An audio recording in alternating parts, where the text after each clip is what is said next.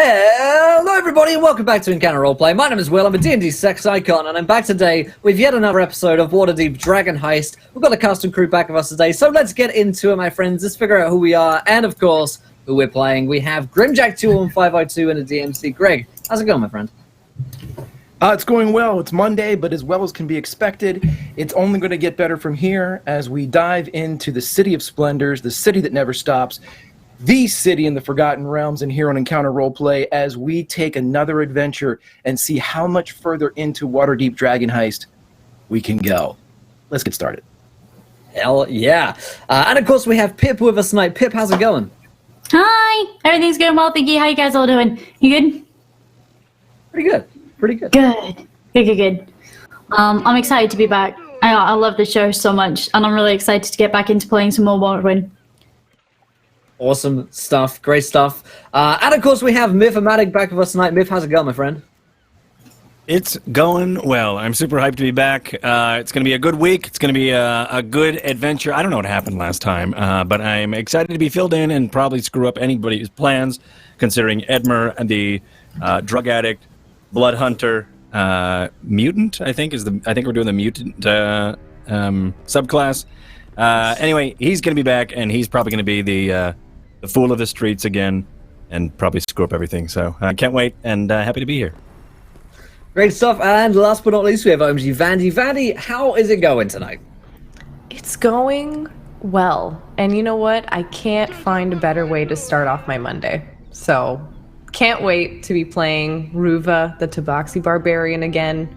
And honestly, Myth, don't even worry, because I think it's kind of in character, right? That Edmure would come in not knowing what happened just from like a drug binge. Yeah. Yep. Easy transition. We're good. It's all in the old drug binge excuse that we've all used so many times before. Excellent stuff. Well, right. As for myself, I'll be playing Graham, the Dragonborn Alchemist. He is looking to make his parents proud, and in the meantime, make Ruva and Edmure proud. But they both have very different definitions of what that might look like. So he's caught in between the two of them at the moment. He's also like ridiculously good at rolling. Like he's murdered so many people accidentally so far, just through the sheer luck of the dice, and they tell the story. I think James is going to be back with us next week, so don't worry, we'll have Val back in the wings of us then. But before we get into tonight's game, I'll remind you guys of just a couple of things. The first of which is, of course, we're sponsored here tonight by FantasyGrounds.com, our virtual tabletop of choice. Go over to Fantasy Grounds, check them out. You can use their demo license for free. All the maps, images, tokens that you've seen us been using on this show, we use from FantasyGrounds.com. Then, of course, WaylandGames.co.uk is a go-to destination for tabletop board games, war games, minis, and all that good stuff, at up to 20% off the retail value, so go and check those guys out. And last but not least, TabletopLoot.com is a go-to destination to get yourself some dice. They give away dice at the end of every show, so stick around to the end and be in for a chance to win some dice. As per usual, you guys can interact in today's game. If you haven't retweeted this tweet, go ahead, do so. And bad and terrible things happen when we hit 20 retweets. Then, of course, you guys can interact in today's game as well by giving players nat 1s, nat 20s, wild magic surges, and worse by donating to the game. But I'm going to hand over to Greg to remind us of what happened last week on the show, and to take us into tonight's episode of Waterdeep Dragon Heist. Absolutely, my friend, absolutely. And as we do every Monday, I will bequeath the next several minutes to someone else. Pardon. Ding, ding, ding, ding, ding. Ding. Hear ye. Correction on last week's headline. Morrowind not gone. Morrowind kidnapped. Dreams have a way of coming true in the City of Splendors. This just in, Edmure gone. Graham, Ruva, and Val fight the undead victims of the city's savagery. Val discovers, accidentally, a rod of Cyric, the god of murder, the former god. I can't remember, it's Cyric's rod. Morrowind is taunted by her kidnappers. A reward for Triton's return from her village home. Kenku attack! Morwin's chair attacks! Candle Lane beckons. Graham, Ruva, and Val are becked. Morwin hides from the flock, while a new friend from Cholt watches from their cage. Stealth is needed to free the beast. Ruva has had enough of this door. Battle in the warehouse. Fire fast headlines. Ruva goes electric, Graham goes nuclear, Morwin mocks the house, and a giant kitty hits the scene. And Val rolls low on his initiative and misses everything. After the fight, the birds start to sing. Xanathar business is Xanathar business. Follow the yellow markings in the sewer, over and over. A man not named Floon is discovered tied up. His name is Renair Never Ember. His father embezzled money from Waterdeep and is rumored to have stashed it somewhere. The Xanathar Guild believed Floon was Renair, and Renair Never Ember knows something about the gold. Hear ye, hear ye. At the end of last episode, Morwin, Val, and Ruva questioned Renair, and Morwin found her belongings, including the uncut ruby gifted by a dead girl, and a brass or copper ring left mysteriously on top of her possessions. Upon wearing the ring, Morwin was gifted with this question: what do we do next? The question you'll see came from her new cat companion, Lucifer. I shall see you on the morrow.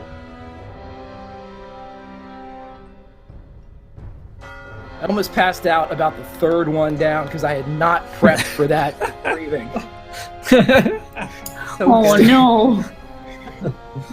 Okay, so as Still we go back into, if we go back into the City of Splendors, we have left underneath the stairs with Renair Neverember the majority of the group.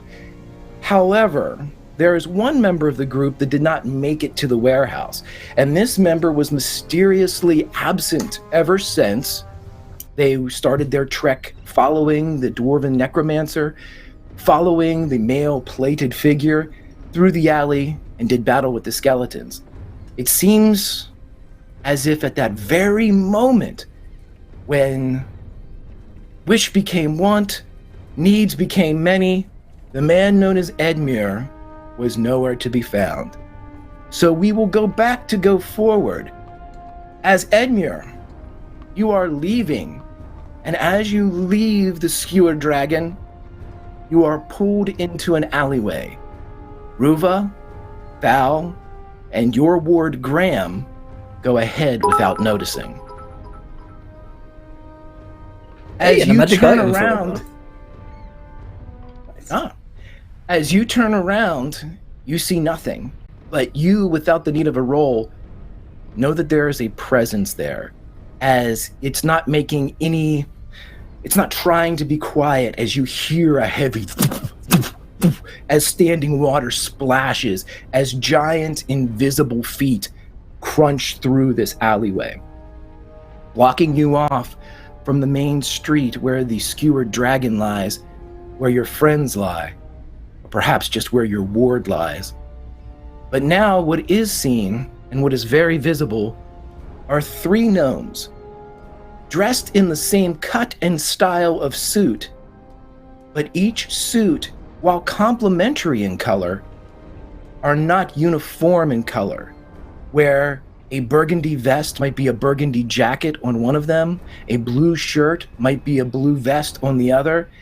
All of them have the same color combos, but not affixed and proportioned the same way.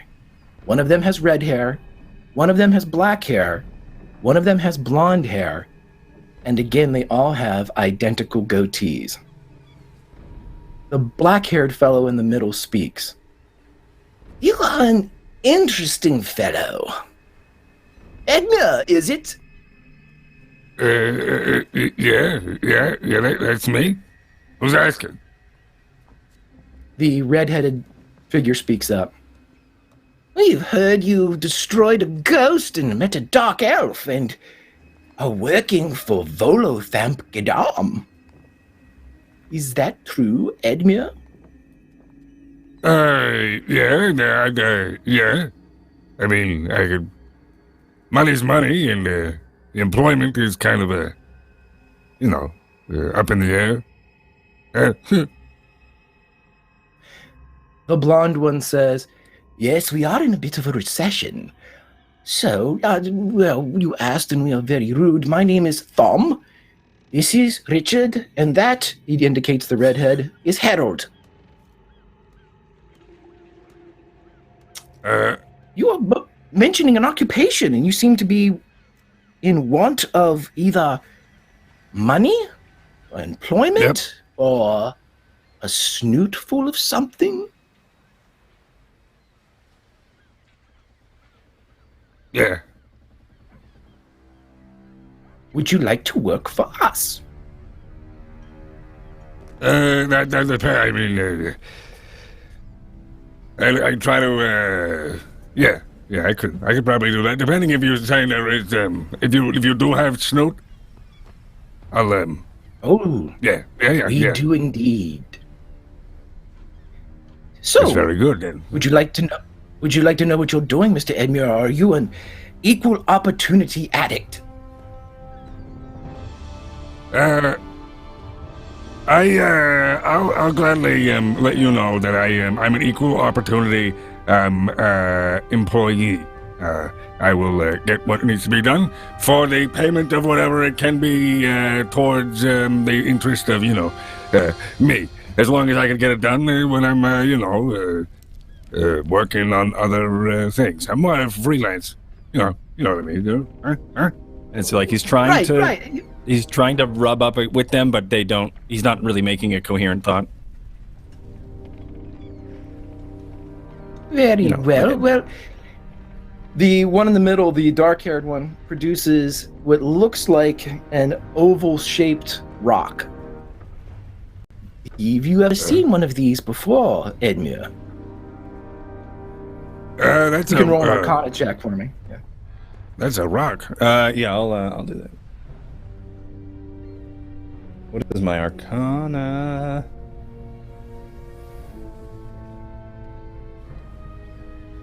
Zero. Perfect. Excellent. This is a sending stone. If you speak into it, concentrate very hard, the three of us will hear everything you have to say. And all we would like is for you to just tell us what you've been doing. It seems so interesting. You met a dark elf, you're working for Volo. You're even going after a floon, I believe. Interesting. This willy-nilly about the city. If you do this for us, Edmure, we will give you 10 gold pieces and enough snoot to last you for the evening. I just have to talk to the rock? Yes. Just tell us everything you and your friends are doing. Like you can say, today, Ruva did this. And today, Val did that. And today, Graham met this person. It's almost like a diary, Edmure. But it's a rock. You want me to talk to a rock? All right, Absolutely. yeah. Give it over. Hand it over. He hands it over. Uh-huh. And when do I get paid? Oh. First things first, Edmure. We already know the story up to this point. In the alleyway, we are aware of each and every sentence of this current chapter. What we need you to do is tell us how this chapter ends. And once we hear that story, well then, gold you will have, my friend, as well as your, well, we shall enhance your shoe collection. All right. Thanks. Thanks. And I kind of just stuff it away and turn and try to walk back to the bar. You run into something, and you hear a oh, we're going to wait here for just a few minutes, and then you're going to go join your friends at Candle Lane. That's where the story will continue. All right. Yeah, Edmure starts to show signs of him being like signs of fear because he doesn't really know what else and who else is around. So yeah, he's gonna try to, I guess, be submissive towards this as he just kind of waits.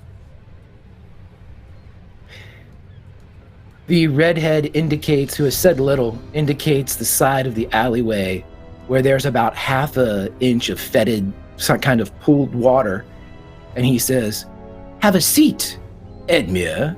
And he indicates the puddle. And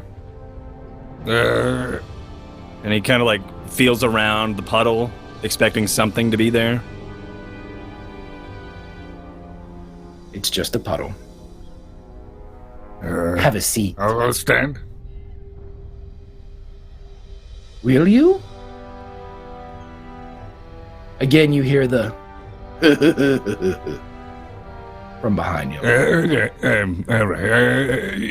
And he kind of just begrudgingly sits in the puddle. A little humiliated, but he just... The blonde and the dark-haired one kind of look over at the red-headed gnome, who just looks back and shrugs and lights up a pipe.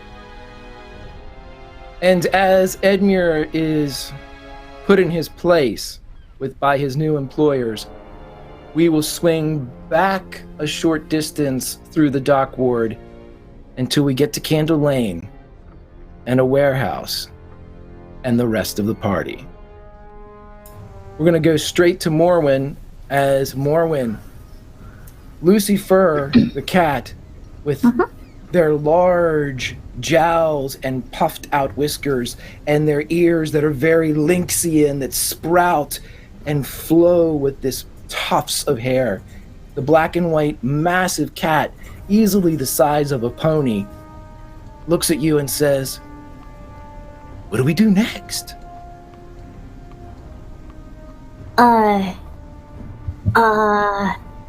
We?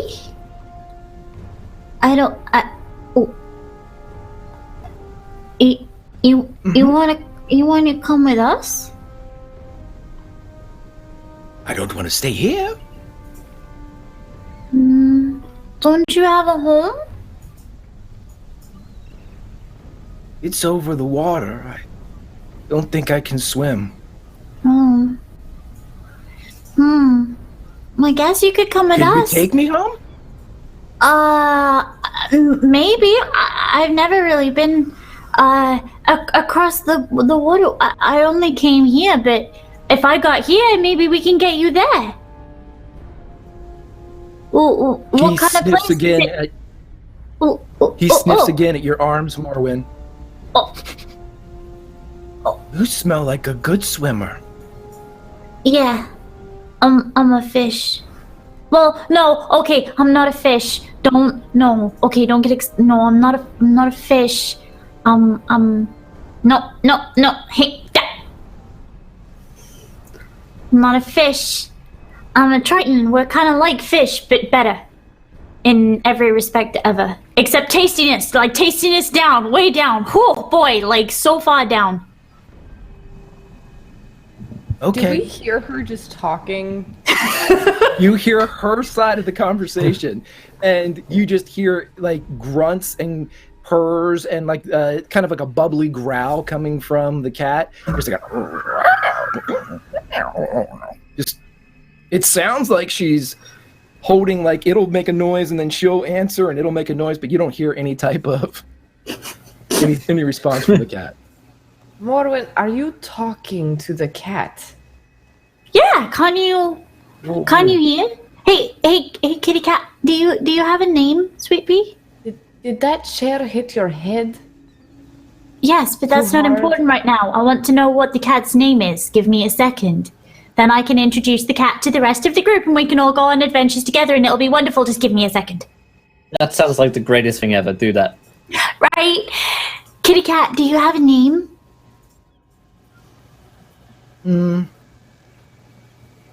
I do, but I don't think you could say it.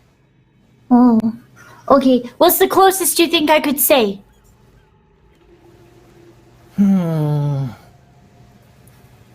Well, the big one that he's cold now, and there's an indication back out to the main hall where that large kind of the guy that was showing entirely too much plumber's crack during one of your kidnappers who was horrifically murdered by the Kenku. That's who he's indicating. That one called me Lucifer. Ah, and I'm going to turn back to everybody else and go, this is Lucifer. Lucifer will be joining us on our adventure. Wow, that's a great name. Right? Nice to meet you. And then eventually we're going to go home. Well, Lucifer's going to go home, and then I'm going to learn more about where Lucifer lives. Wow. I'm sorry. Great. I'm sorry if I'm a little confused. We're going to swim. I am not afraid of swimming. I just don't want to have to take care of another cat. How does this cat speak? It does not speak like I do. Oh, I am not a strong swimmer. Oh no, that's okay. That's okay. We're gonna fix that somehow. That'll be fine. Either I will teach you, or we'll build you a little boat, like a little raft, and we'll go places, and it'll be great. Don't worry about that. No. How are you speaking to me? Why don't they understand it? Graham, I think Is it because we're special?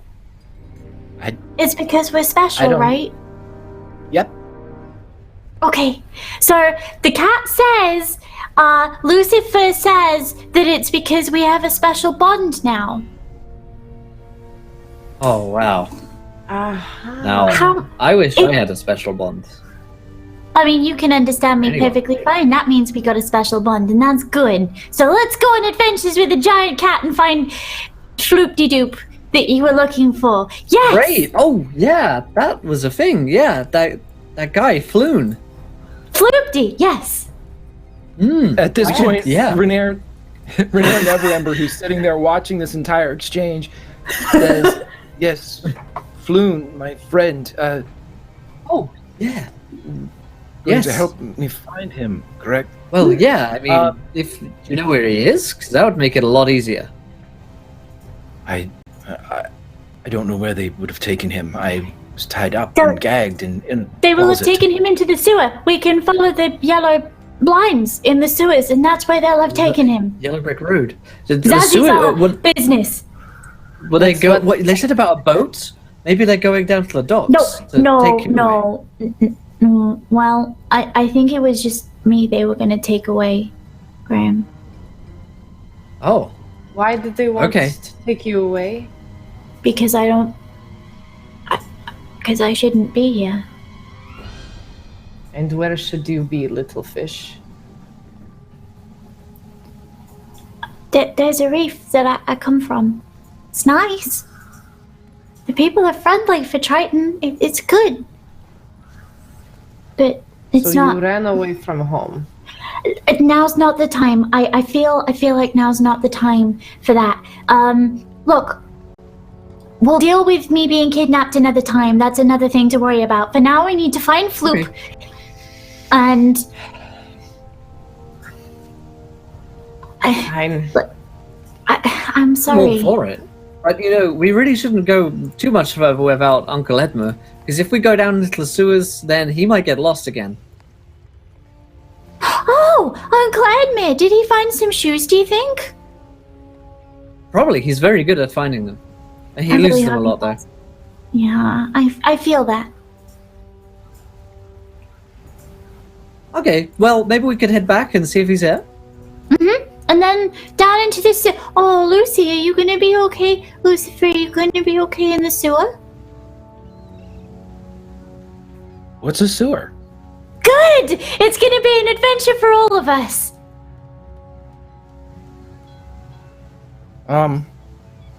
Okay. Ruva, you're still over with the Kenku, correct? Yeah. Like this I'm is kind of still sitting. like a 10, 15... Just right. back and forth, yeah. Ruva, you see something glowing from inside the closet. How far away is this closet? 15 feet. The Kenku are tied up.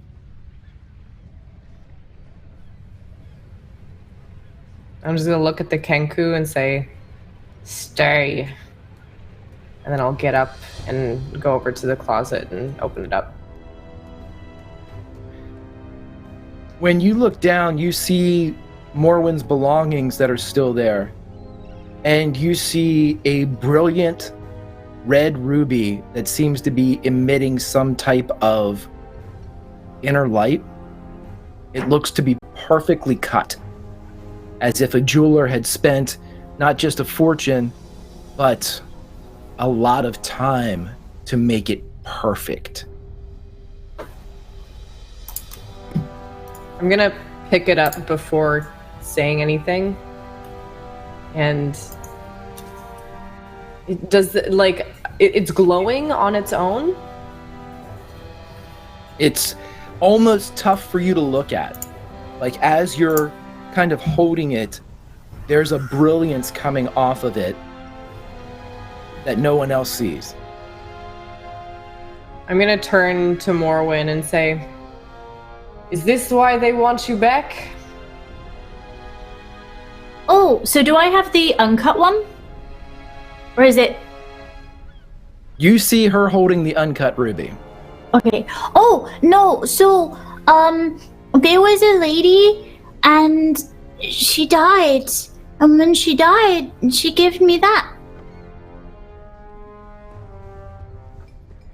No, I promise. Died. No, I promise this is... So do you remember when Graham stabbed the ghost?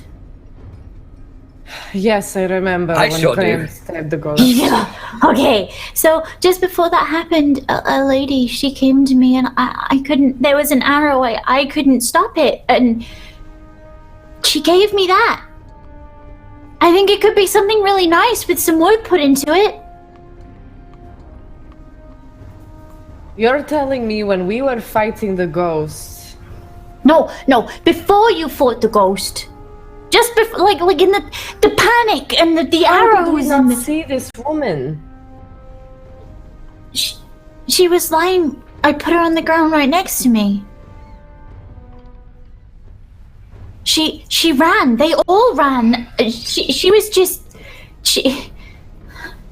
I promise this one's the truth. I promise this one is the truth. Can I insight check her? You sure can. Wow, the trust. I see. I mean, she does not trust you. No. 17. Why did that not actually do that? I got it. Oh, apparently I got it. that's 19. Did it come Yep. through? Oh, okay, then it's a 19, sorry. Yep. As far as you can glean from your friend or companion, Morwen is telling the truth. It's chaotic in her own mind, and insight isn't a spell. You can tell that she seems confused in the telling of it, but in the telling of it, there's no hints, especially with tabaxi, body language and pheromones, nothing indicates falsehood. Fine. She ran towards me. She put it in my hand. I believe you, Morwen. It's just, I can see that you're as confused as I am. And I'm gonna grab her stuff and kind of hand it back to her and hand her the gem as well. Thank you.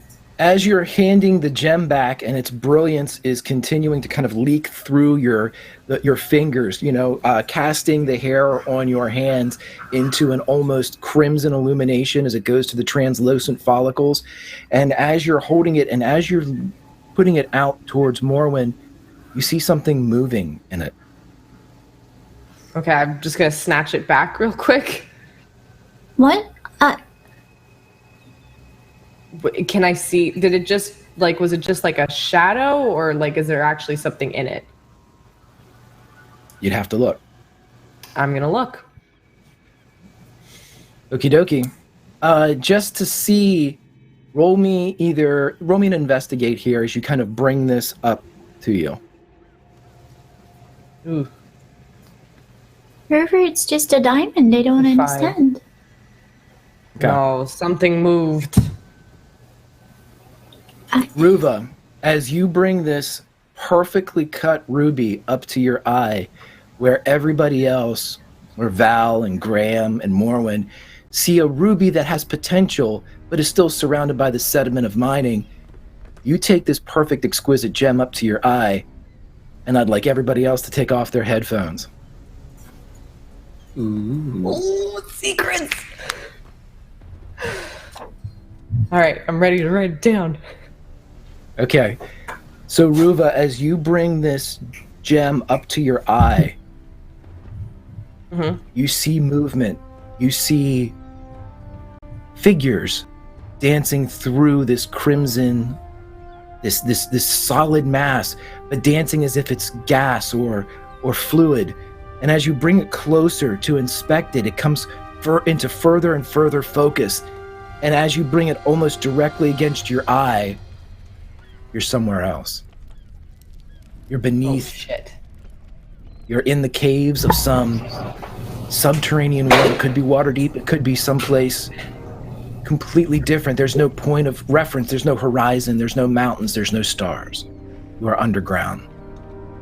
But what you do see is an altar, one made of black stone. Cast into the black stone are gutters that are carved from the center and run to each point of the compass.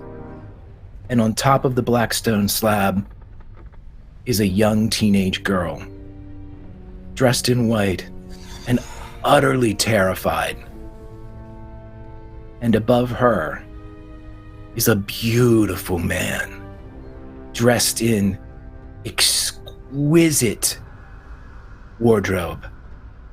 And beside him, an equally beautiful but distant woman, as they look down on this girl with smiles that you, of all of your company, would know well.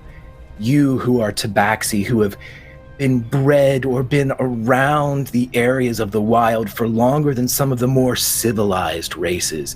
You know the carnal nature that is beholden to all of the races, despite where they grew up or where they decided to settle.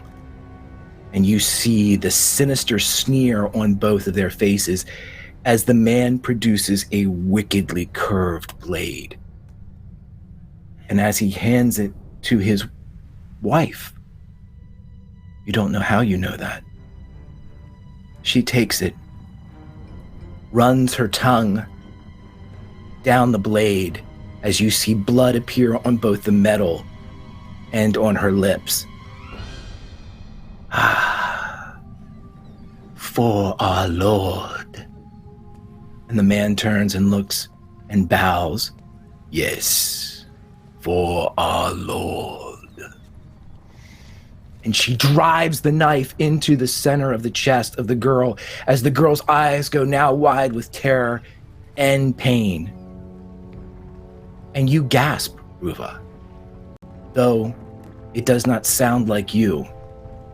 And you see both the man and the woman's eyes snap up and they look directly at you. Who's there? Guards! Guards! And your vision moves as you are running through this dark tunnel. And the ruby comes away from your eye.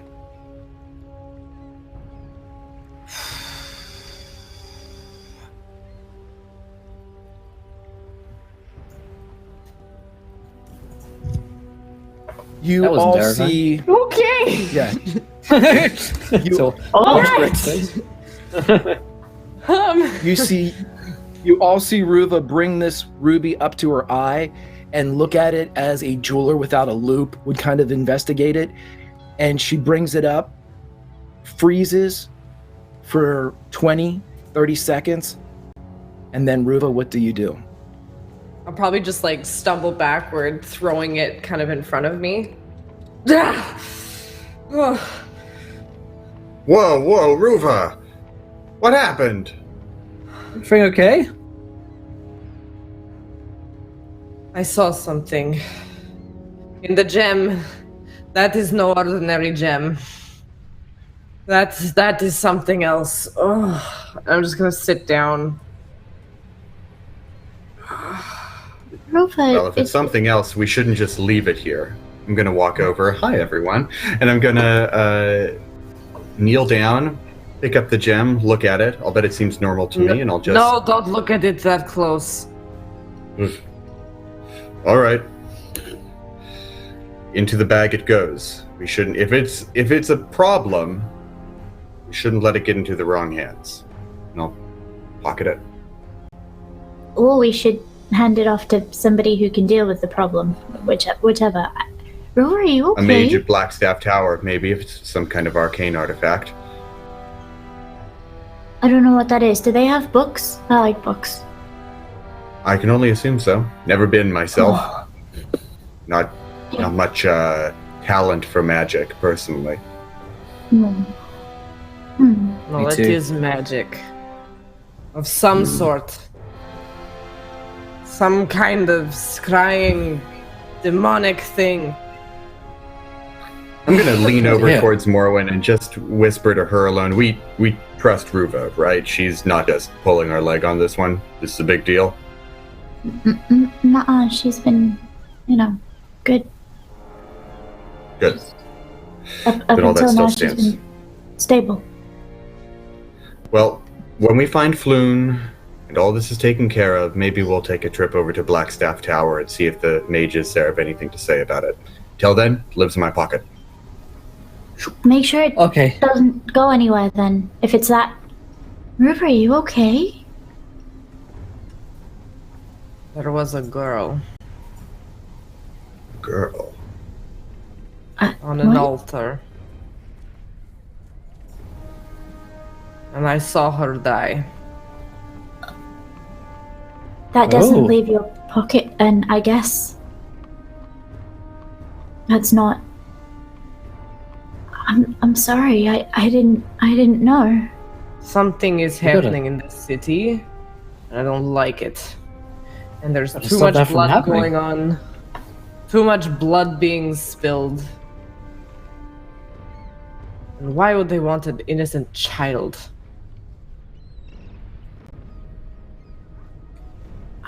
I could make an educated guess, but you won't like it. I'm just gonna walk away and kind of Uneducated guess. just sit back in front of the Kenku and stare at them. I don't think now is the time, Graham. Yeah. Well, let's hope that my uneducated guess is... Yeah. Pope, thank you for the cheer. Craig, you got that one. Yeah. Damn it. Well, Graham's gonna look very concerned at towards Ruva and then say, "Well, I suppose we best start thinking about going and finding this Floon, or maybe Uncle Edmure first." Maybe Uncle Edwin first, and then Flute. Good idea. I'll get Okay. Yeah, we should gather up our friends. Yeah, I feel like we're gonna need them. Okay, so I'll place you all in the warehouse that you're currently in. There are several figures in here getting colder and not older. There are the two Kenku. You have Renair. He is before you. He claims, and you've heard from your Kenku at prior interrogation, that the one Kenku that sang said that follow the yellow markings in the sewer when asked about Floon. You do have a lot going on here in the area. Tell me what you would like to do before you quit the warehouse, and we will get to it. In fact, why don't you think about that, as we're going to cut to Edmure, who is just now walking up to the outside of the warehouse on Candle Lane.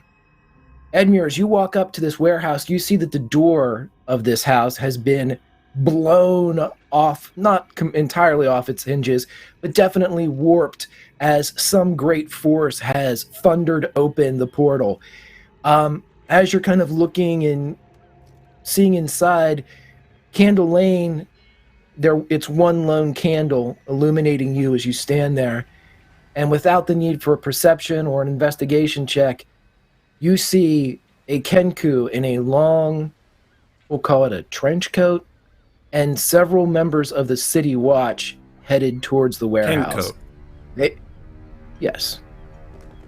And as he is walking down, you see that in his beak, in one of the nares or the nostrils of the slits of his beak, the ever-present cigar is jammed in, and there is a glow as he walks up and sees you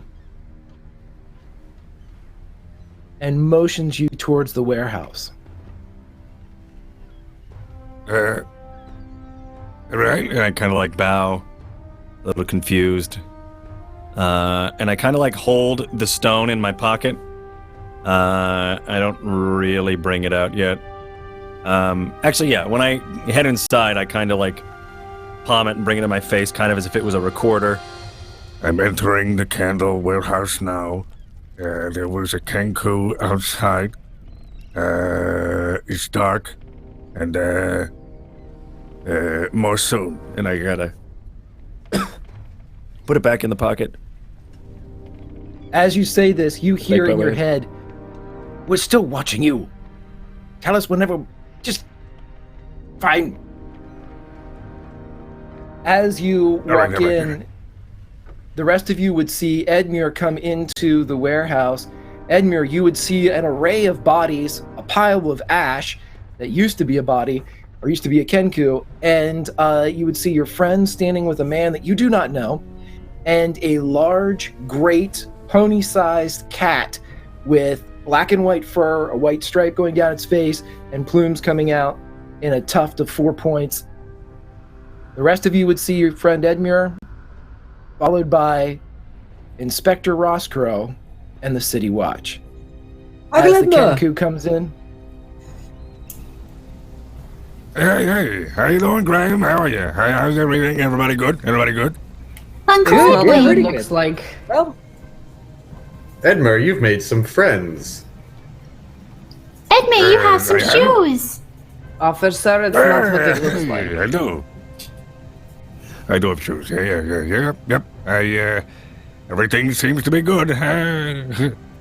Nothing strange. The smaller Kenku walks up and stands right beside Edmure, facing the rest of you. And with the cigar still jammed into the beak, the bottom of the mouth clicks open. "So, what's going on here?" oh, well, we had to free our friend Morwen because she had been captured, so we came in and we killed them. They thought I was a petty thief, but I'm not, obviously. I couldn't be a petty thief. I'm too noticeable. Shut up about the boat. So, basically, they kidnapped me, and because I'm a petty, they thought I was a petty thief, but I'm not a petty thief, obviously. Everybody would know my face everywhere. And I fought them off with the help of my friends here, who came to rescue me, and now some of them are dead! I burned that one accidentally with fire. What? We came into It was a whole thing. warehouse. We came in here to rescue Morwen. We got a hint from a man named Short at the Skewered Dragon. Really likes teeth, that one.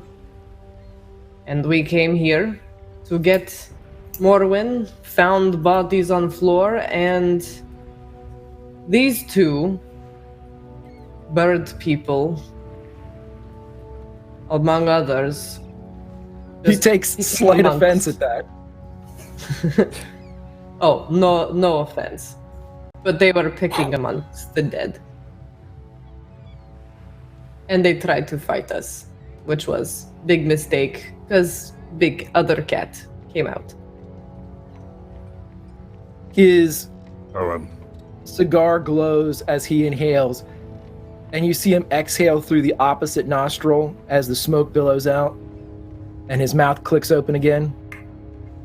And he points to Ruva. You talk from now on, all right? Fair enough. And it clicks open again. Are you working for the Zens or Xanathar? Oh, the what? The He turns, those to the words. city, he turns to the city watch and goes like this, and the predominantly human female and human male city watch kind of disperse into the room and begin to look at the various members. And as soon as they kind of kneel down and identify someone, you see them with a piece of charcoal start to write a Z on the forehead or an X on the forehead. These are Xanathar again? That guy. We are working Right? for neither. He points over your shoulder, Ruva, to Renair Neverember. Mr. Neverember, what happened here? Renair begins to say and tells his story of capture, how he and Floon were taken and his friend is no longer there. And throughout the course of this 5-minute description that you all received in the last episode, Officer Roscrow looks around and nods. Okay. You guys can go. We'll take care of these bird people. And he points to the Kenku that you have tied up. They're sneaky, these ones. You guys hear a great and outside in the lot where you stormed in, you see a griffin land. And as the griffin is there, one of the officers of the watch takes out both of the Kenku, and the Kenku are quickly gripped in the talons by these special harnesses that are quickly kind of thrown over their shoulders as the griffin kind of grabs both of them. I'd like everybody to roll a perception check for me, please. Yes. Okay. Happily. Please be watching this. You're an idiot 78. if you're not watching this. Oh, for the 6. Nah, bad. There it is. Hey, Graham got it. Nice. Of course. Okay, so Graham and Ruva, as the two of you are maybe the only ones that are kind of still paying attention to these Kenku being escorted out, you see them kind of removed from the ropes. They're hastily put into these kind of straps with an eye hook. There's a big bar right over their shoulders, and you see the griffin kind of move and begin to claw both of them, even dragging them down almost to the ground on their stomachs as it keeps its weight off of them but readies to fly. As you see the rider, the large, almost kind of metallic sun hat that the rider is wearing tilts for a second, and you catch the tattoos creeping out from underneath the hat, and half of the face is made of ice. As he looks directly at Ruva and Graham, smiles, and the griffin takes off into the air and the two Kenku in its clutches. That's not one Whoa. of yours. his face was all icy. That rider. What? Like, That's literally. No. Oh, Not gosh. just like cold, but like freezing. Ram. Yes, you would remember this. No? This is the guy from London's Fog who was teleported away and turned into half ice. Roscrow runs out through the door and looks up, and you see the glow of the cigar on his beak as he tries to identify the griffin and the griffin rider. And he turns, and the longer you're around him, the more expressive his eyes seem to be. And while it's not rage, it's pretty close. Xanathar. The voice Xanathar. creeps. We almost. Yeah, I might have had a run-in with him before where I like froze him and then Uncle Edmure unfroze him. Oh yeah. We've met him Yeah. before. You might wasn't have very seen nice. him. You were outside the bar when we were there. Not a nice guy.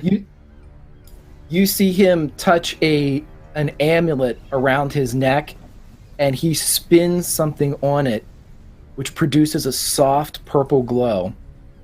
In each of your minds, you hear the following. What are your intentions? Is it the Ooh. same voice as the Kenku? It seems very monotone. It's not accented by different flavors or creaks or pops. It's just one uniform voice that comes out.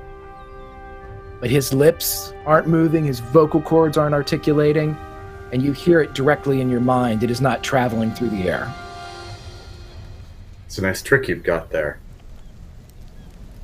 I fully intend pride. to find the captured individual that we were hired to find. Once that's done with, I don't want any further dealings with this Xanathar nonsense. I get the feeling we're in too deep already. He steps towards Val. I can't have you causing problems up here. And those expressive eyes stare at Val. Oh, I assure you, no further problems will be caused up here.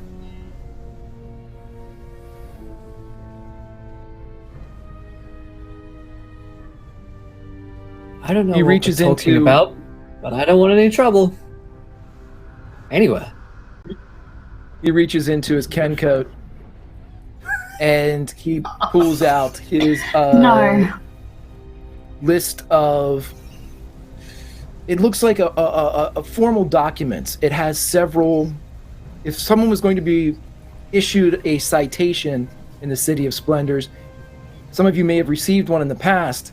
This definitely seems like a corrective ordinance type of thing. He quickly jots something down in common, tears it off, and hands it to Morwyn. Okay. What is it? What does it say? It is granting you a 10-day reprieve for having an exotic animal in the City of Splendors. Before such time, you must take the cat and yourselves to the Castle Waterdeep to get permanent licensing. He Thank you. turns and kind of points with the book itself as he looks at and moves the book to each one of you, bouncing it. No problems up here. No. Okay. I don't really know what that means, but yes, obviously, no more problems up here. All of my problems are pretty existential, so we're not going to run into any problems there. Don't worry, mister. Your problems are all in there. Right. I think Edmure's problems are all on his feet, so we're pretty good there too. Y'all look over at Edmure, and looks like he's whispering into a rock. Edmure, why are you talking to Rock? What? You can say. Sorry. Why are you talking to a rock? Are you high? There's no, unfortunately, no. You see, You're gonna go have up and you just ever had a open pet, his eyes. pet rock before? He's high. Yeah, he's high. As you open the eyes, Ruva, you never. All it is pupil. You continue to lift, and it just continues to be pupil. As you lift it, you should have. There should be white. Some pupil, still pupil, pupil. Yeah. Ugh. Excuse me. You mind? Your claws are sharp. And your eyes are broken. Renare Okay. walks forward and speaks to both Ruva and Val. Perhaps we should talk to Volo. See what we're supposed to do next. Huh? Maybe rest. He notices that a few of you have wounds. That's probably a good idea. Volo's very, very clever. He would know what to do next, or who to speak to. True, but Floon could be in danger this very instant. Well, I mean, Floon's Sure as well. already been in danger for a little bit. I could use a What's- drink. very well. I'll go along with the rest of you then. And then let's go cause problems, but down there somewhere, not up here. I think I get it now. In your minds, you again hear, no problems up here. Yeah, see, I get it now, I think. He spins the dial and the purple light fades. He nods you, and gestures Officer. towards the door. Have a good night.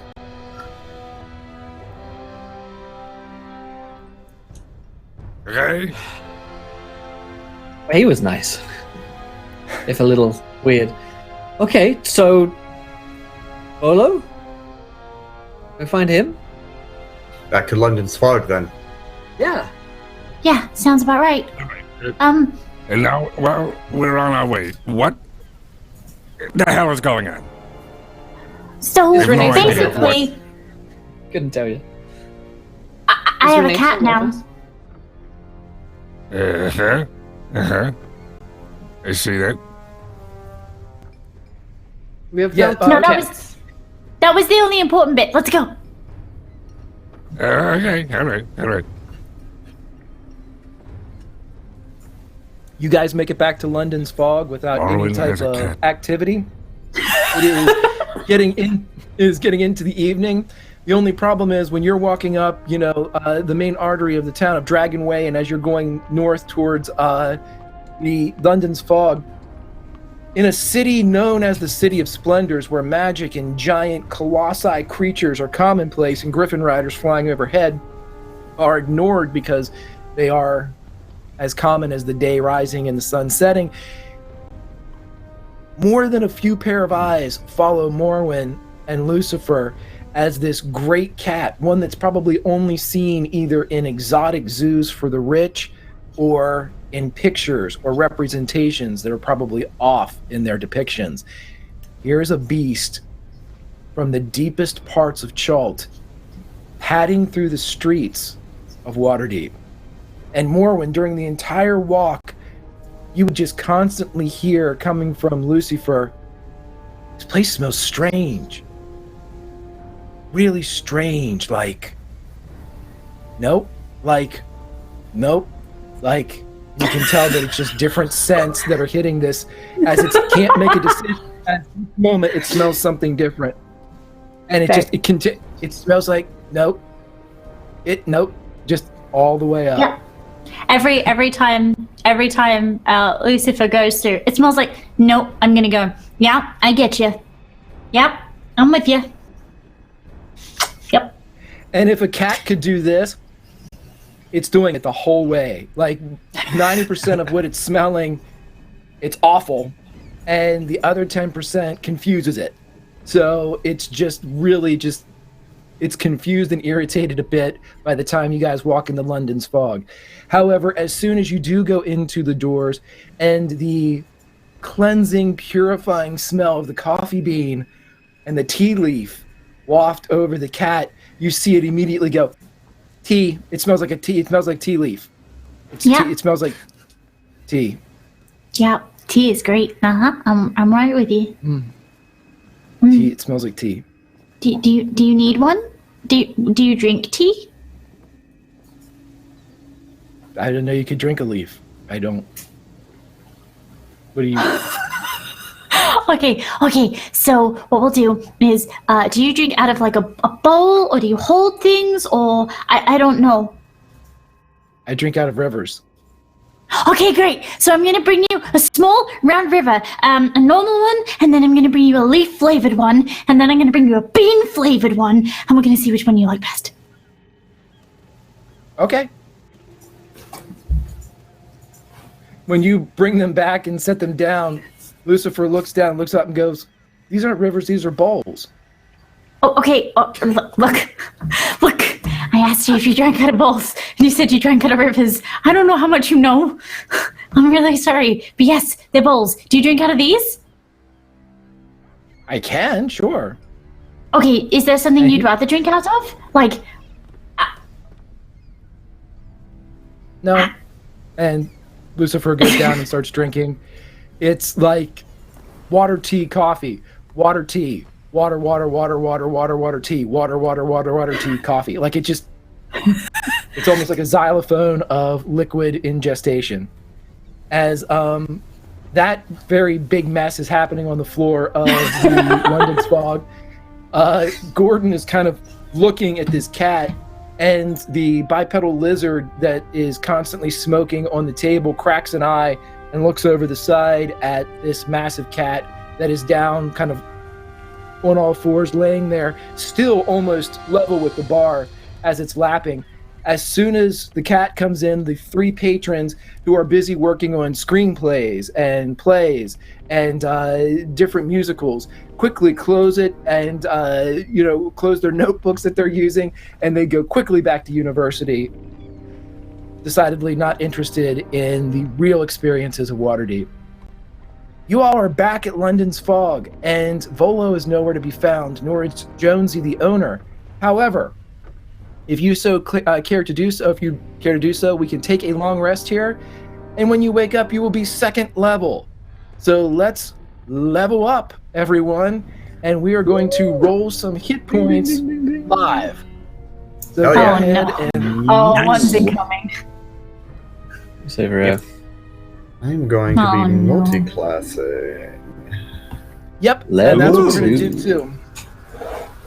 Yep, just what James said. You guys go ahead. We'll do the rolling for hit points last. We'll roll for hit points last. So any new skills, any class changes, any alignment tweaks, anything like that, let me know, and better yet, let the audience know so they can see how you are growing, or better yet, how you choose to grow. As a person.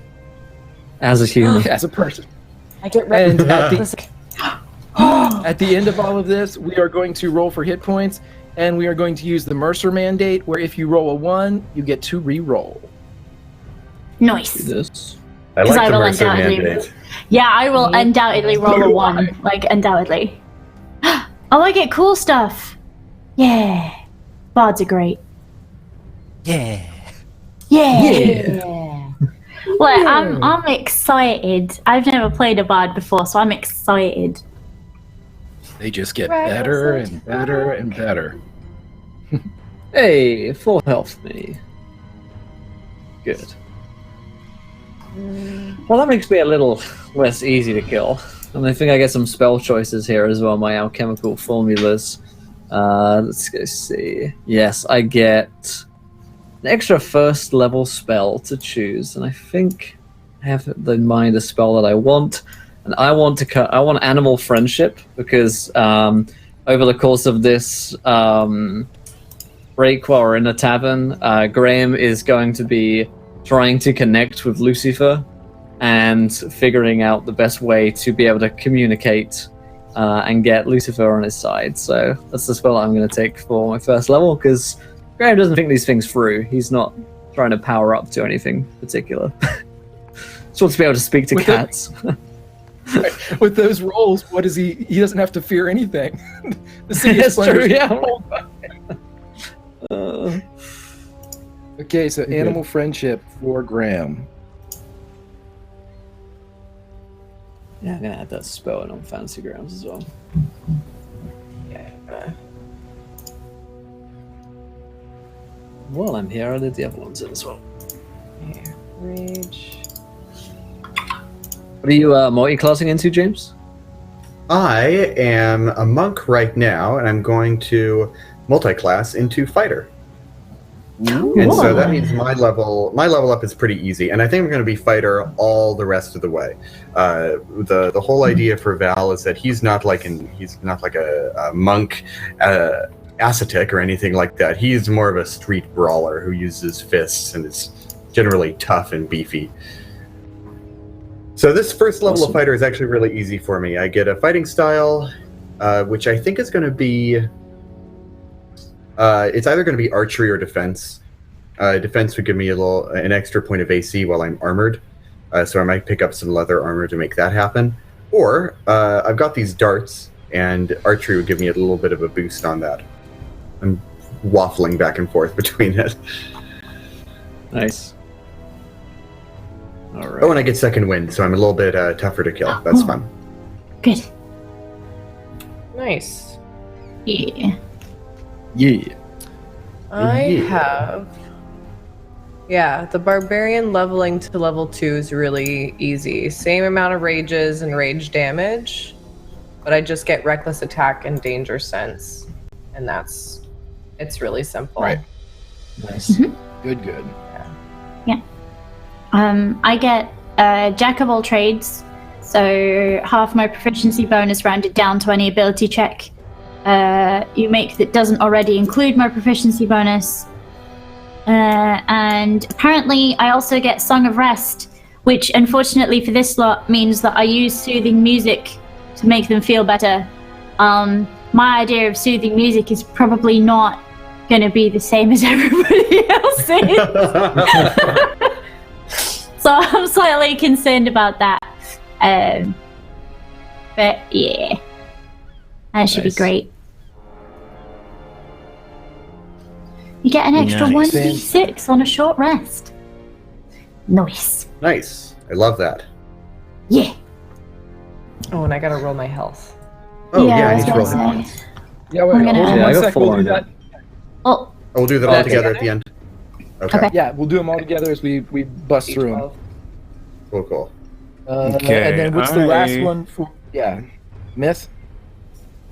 Yeah, so I gain a fighting style. I think I'm gonna do, because I've been thinking that he fights like a kind of like a drunken duelist. So it's like kind of like Drunken Monkey, but dueling. Because that's just how he's weird and different.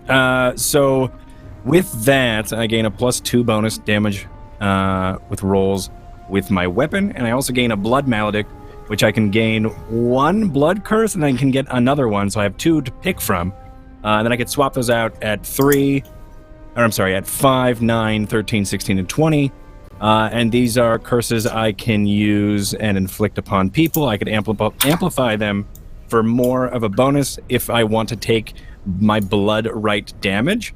So by sacrificing my own, of course, health, I can then deal cooler things. I think I'm going to try to grab the Blood Curse of the Marked. So as a bonus action, I can mark an enemy within 60 feet. Until the end of my turn, all crimson right damage I deal to the target is doubled. And then I also have another one, which I think is going to be Mutual Suffering. As a bonus action, I can link the creature within 30 feet for up to a minute, forcing them to share in the pain they inflict upon me. The next time the cursed creature damages me with a weapon or attack, the curse deals necrotic damage to the cursed creature equal to half the damage that I suffer. And then the curse immediately ends. So I can mark them for double damage, and then if they deal damage to me with the second curse, they will deal damage to themselves. So that's going to be kind of cool to swap back and forth. I can then amplify them to do other advancements and to do cool things. But then I would take I think I would take 2 damage, or maybe it could be D4 damage. But my blood damage, my blood right damage died D4. So that's Awesome. that's Greg, awesome. I've got a question for you. Yeah. Nice. Yeah, James. So usually the protection fighting style, the one that lets you get in front of a friend and impose disadvantage on an attack that's going after them, usually that fighting style says you must be wielding a shield. And for the fighter, it does say you must be wielding a shield. But monks do not like to wield shields very much. And I wanted to ask you if I could take the protection fighting style, because I think I like to protect my friends, keep them safe from harm, without having a shield in my hands. Yes. Perfect. Then that's what I'm going with. It makes too much sense. So Yeah, absolutely. It's a body block, basically. Yeah. Cool. All right. Awesome. And Myth, be thinking about too narratively. I know that you're getting into the deeper you get into this, the blood maledict and everything, and as soon as you kind of think about how you want to do that, maybe if there's a special way that Edmure does it. I know, a lot of times they just draw blood, or Right. they pick an area of their body where they just, like Molly Mock used to run it down his neck whenever he would get ready to do something. Several of them I've seen, they wear short pants and they do their calves when they lace them up. You don't necessarily have to do something. In fact, if you wanted to blend the addiction in there some way, because he does the snoot. I'm sure he does other things that might be even more invasive to the body, not necessarily like injections or have track marks, but like the snoot, maybe dilated. You said his eyes are buggy because of the drugs that he does. Yeah. Maybe he cries blood. Maybe it's something that as it surges Gnarly. through him, it's brought forth in a different way. So Yeah. something like that. He is, he's going to be of the mutant, I think. So I think the drug may mutate. We'll see. But I think he may mutate Edmure slowly but surely. I think every time we deal damage to his blood right, maybe something about him will maybe swell a bit more, or morph or change as he is really giving into the drug and also becoming more powerful because of the drug. So it's kind of going to be a give and take with the relationship of what this drug does to him and how it plays as a narrative blood magic moving forward. Very Sounds cool. good. I was just reading chat and getting a particular bent that you may want to investigate, that there is another way for the blood right to work, the blood hunter. Some things I thought was fun. Anyhow, okay, let's go ahead, and if everybody's done with their classes, I know that second doesn't have a whole lot of class distinctions or trees that kind of branch out, but we want to roll our hit points. Of course. Baby. Yeah. All right, that was a bit on the first one. Wow. Oh no. Okay, Graham is gone. Nice. Double my HP. That's 5 plus 3, Here I so go. 7 for me. Hang on. Damn, that con bonus. Oh, that is a Up. 1 for me. Let's So try that I've- one more time. I've broken a Motion bunch made of it stuff, inside. so I may now roll an inordinate amount of dice. I'm so sorry. Please don't do it. It's Okay, canon. good. 6 Didn't plus do it. 3, 9 for me. There you go. All right, what do we get? Brings my max to 20. Yeah, I'm up at 21. Nice. I think it doubled. Whoa. 12 extra health. Yeah. Nice, nice. That's right. Oh, for goodness That's sake. right. Oh no, Morwen. It's alright. It's fine. I didn't want to get involved anyway. Sorry. It's fine. 1, 2, 3. If it That puts- helps at all, That puts me at if it helps 13. at all, you've got a great big cat in your way too. Yeah. So there's a Well, furry it's gonna- shield there as well. Just gonna point at everybody and say that they smell. Literally, that's it. That's my role on this team now. I'm gonna stand right at the back and say that all the enemies smell wonderful. Good. Yes. Yeah, that puts me up to 13. Nice. So as you all feel this experience go through you, and the combats and the things that you have learned in this brief stroll through the City of Splendors, you wake up feeling more prepared for said city. And on the morrow, as you are given rooms here at London's Fog, Gordon, who has been here, as far as you know, for at least 24 hours, as soon as you all wake up, tells you that Jonesy never showed back up and Bolo has not returned.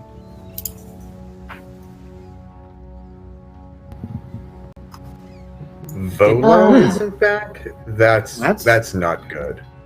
I don't know. We need to go. We know where we're going. We need to go. I don't know what we're doing. I don't even know what happened. You got a cat, and I feel way better though. I feel energized and inspired to move on with whatever it is we gotta do, but I have no idea what it is we're doing. Okay, Someone explain to me what's happening. Look, Uncle Edmund. YouTube, but it's great. Uncle Edmund, calm down. We'll back up just a bit because I want to see how this plays out. Graham, you have, we'll say, a couple hours in last night, and then again about an hour this morning before everyone sets course and decides on the direction in which to go, which is probably going to be down. And as you're all sitting there, you have a moment with Lucifer as the cat is staring at the 3 empty bowls back and forth. Hey!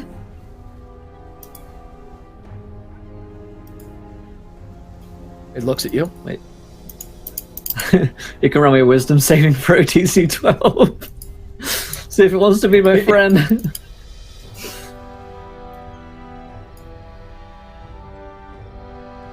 With a nat 20, the cat still looks at you. The cat still looks at you. But it seems like whatever you're trying to do was uncontested anyway, as your scent has been on the approved to be around list, at least as far as Morwin's concerned. Cool. Do you want some help? It looks down at the bowls and does that thing where a cat will slide a bowl until it's falling off of something, only it slides the bowl towards you.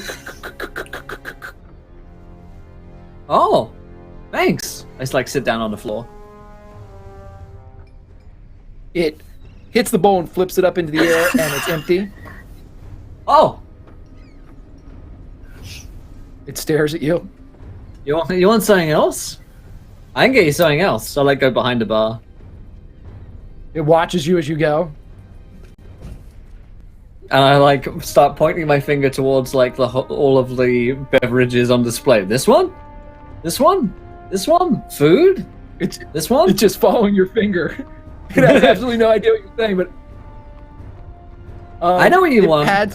Go get a jar of something and pour it into a bowl. What did you pour in?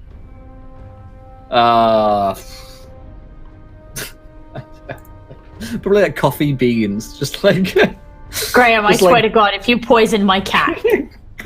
beans of coffee. I've never had a pet before. Yeah, Graham just you want this? Smells really good.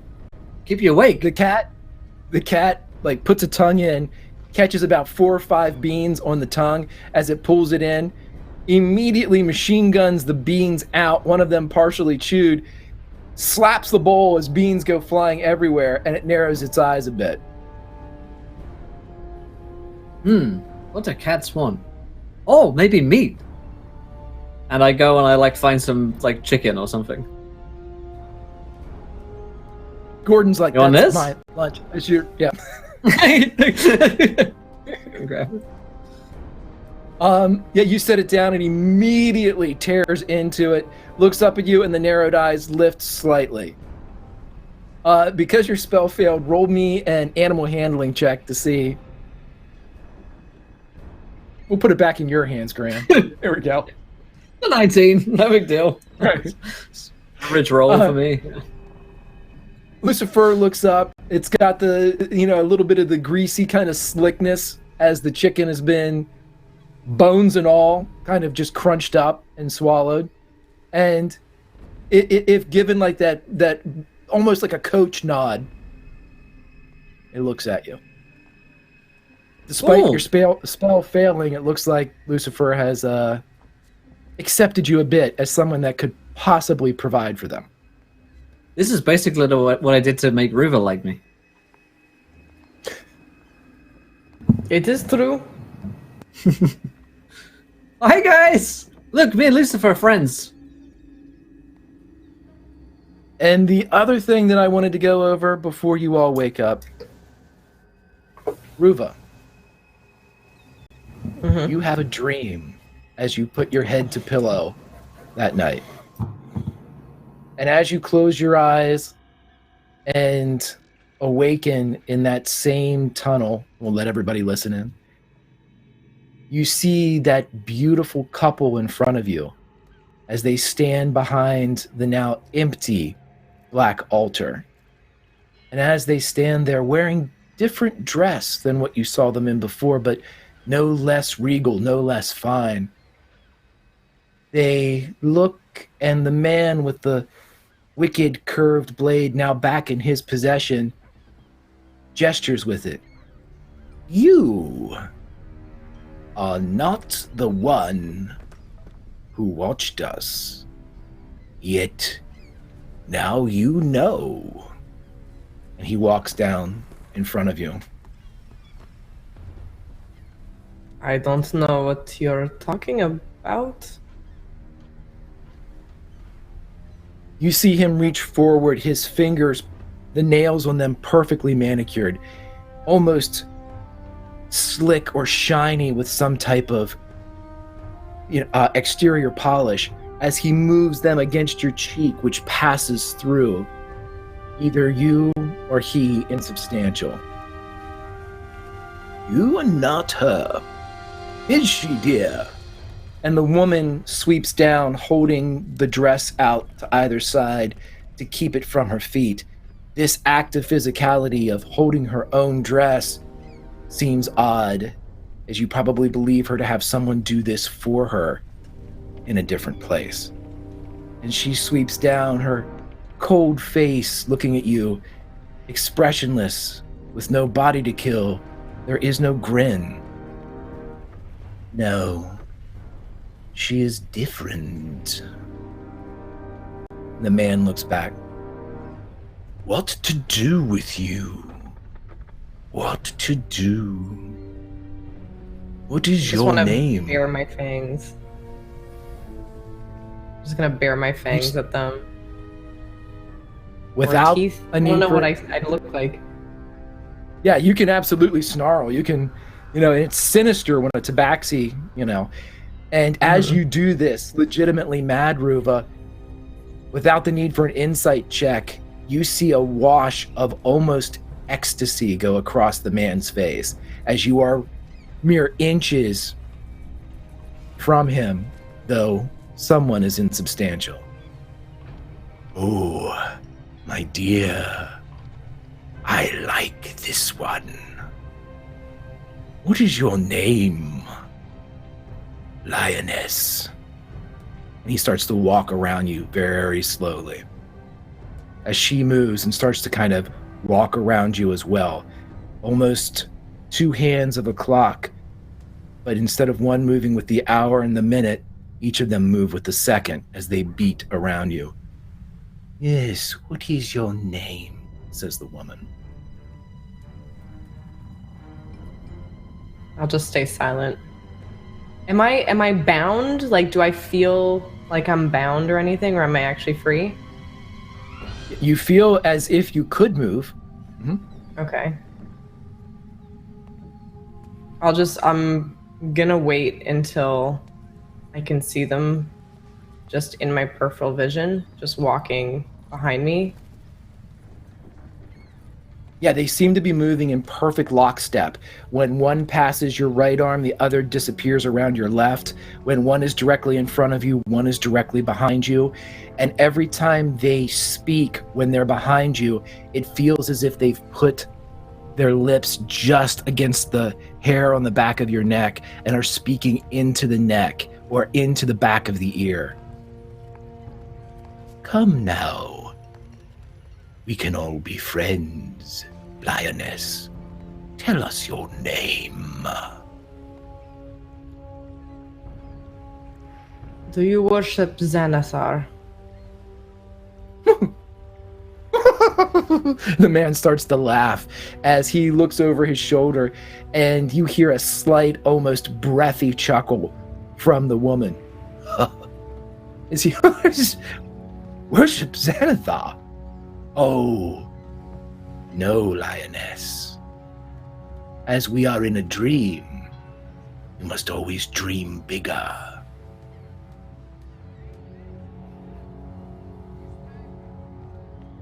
Who do you worship? Strength? Courage? Family lines? And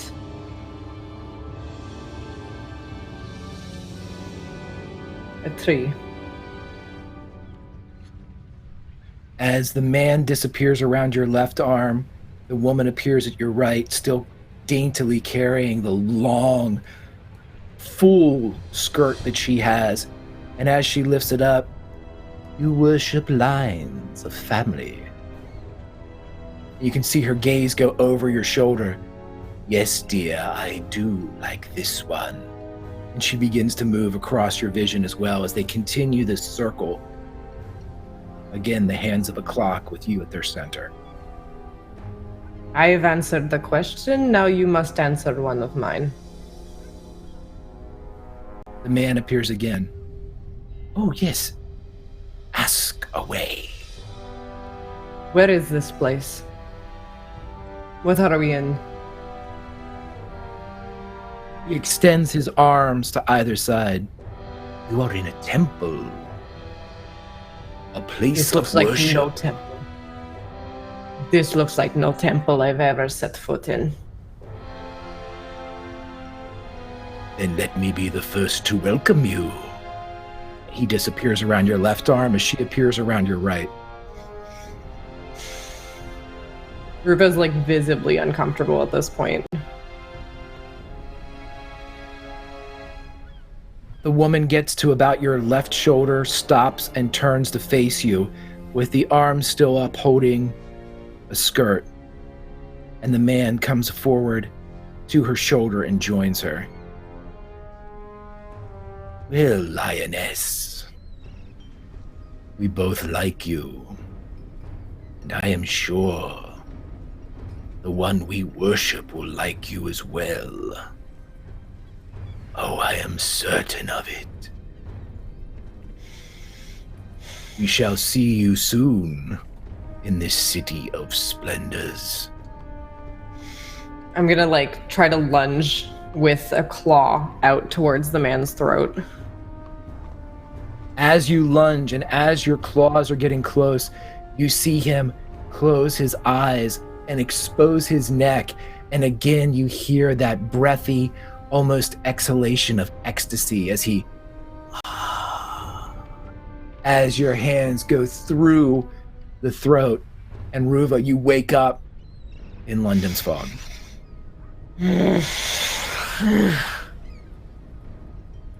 I'm just gonna go up to the bar, behind the bar, grab a cask and just chug it.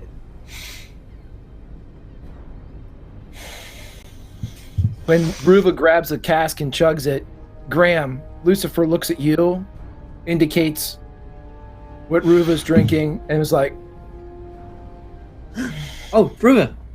Some of that, please, for Lucifer. Cat shouldn't Everything drink okay? this.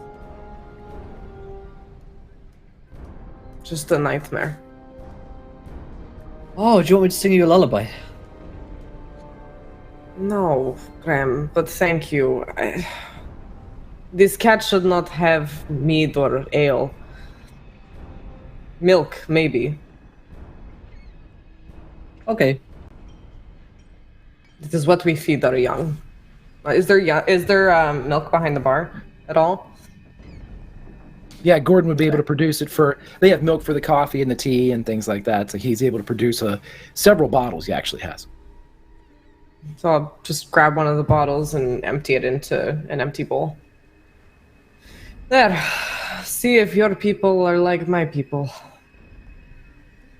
Lucifer looks at Ruva, keeps an eye, and kind of. And then continues to lap at it. And Morwen, you would hear, this is a lot better than the bean water. In between laps. A lot better. Bean water's not great. Exponentially better.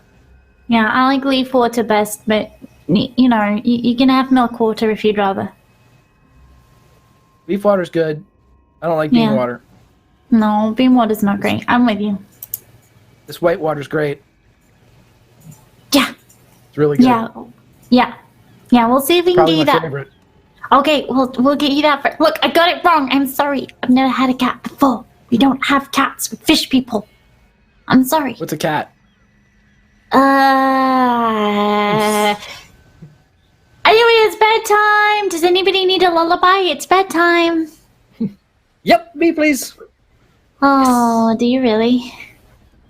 I can't I mean, if sleep. there's a lullaby going. I'll have one of those. I'll also have what he's having. I don't want one. I'm going for a walk. I'm gonna leave. Yeah, no lullaby is necessary here. I just need to sleep for 18 hours now. Best of luck. We've got things to do in the morning. And as you all go to sleep, you are able to get your mandated rest. Ruva, roll me a 20-sided die. Is it just /R? Or no, actually, I can just roll. I can do this. There we go. Yep, just grab one and... A 12. Okay, Ruva, we're going to say that you do, in fact, get your hit points up to maximum. You do not suffer a level of exhaustion because despite the horror that you felt from the nightmare, you also seem focused. Ever since you looked into the ruby, it's given you a direction and a purpose that maybe you hadn't had yet in the City of Splendors. It's the very reason why you ventured forth, the tale to be told, the quest, the item of power that had eluded you to this point. This and that couple seems like there's some destiny for you involved in it. And because of that belief and acceptance, your body responds and you feel whole.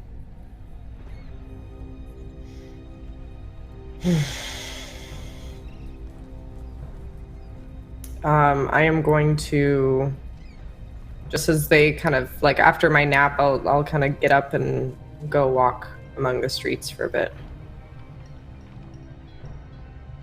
Just trying to clear my head a bit. Yeah, and to give you a kind of a capsule of what goes on around London's fog, Ruva, as you're going around, you see the early morning of Waterdeep begin. It's the time of year with Iliant that this is the time in the autumn where foodstuffs are being just swarmed into the city, because with the oncoming or the onset of winter fast approaching, people in Waterdeep need to be able to eat.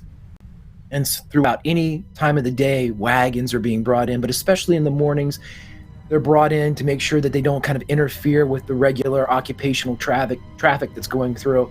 You see several of these, and you see the older laborers that can no longer work the stone or tally a line on a ship come forward.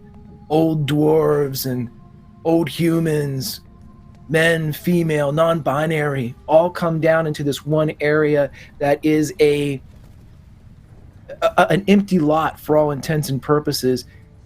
But there they play games of chance, of chess, of checkers, of dice, things that perhaps they used to pass the time during their working years now takes the place of their working years, where several of them also lay out blankets with wares of homemade jewelry or clothing, something to continue to work, as there is no such thing as social safety nets or pensions at this time in Waterdeep. So despite advanced age, bills are still due, and this is a good way to do it, as you see what they have called the Elders Market here a few spots away from London's fog.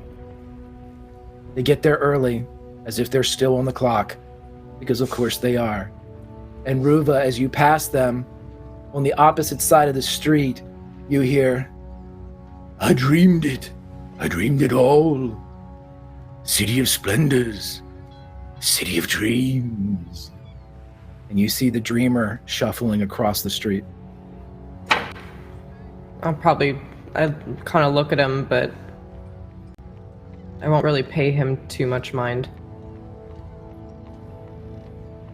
You return to London's fog about the time that everybody else wakes up. I will ask you all, what would you like to do?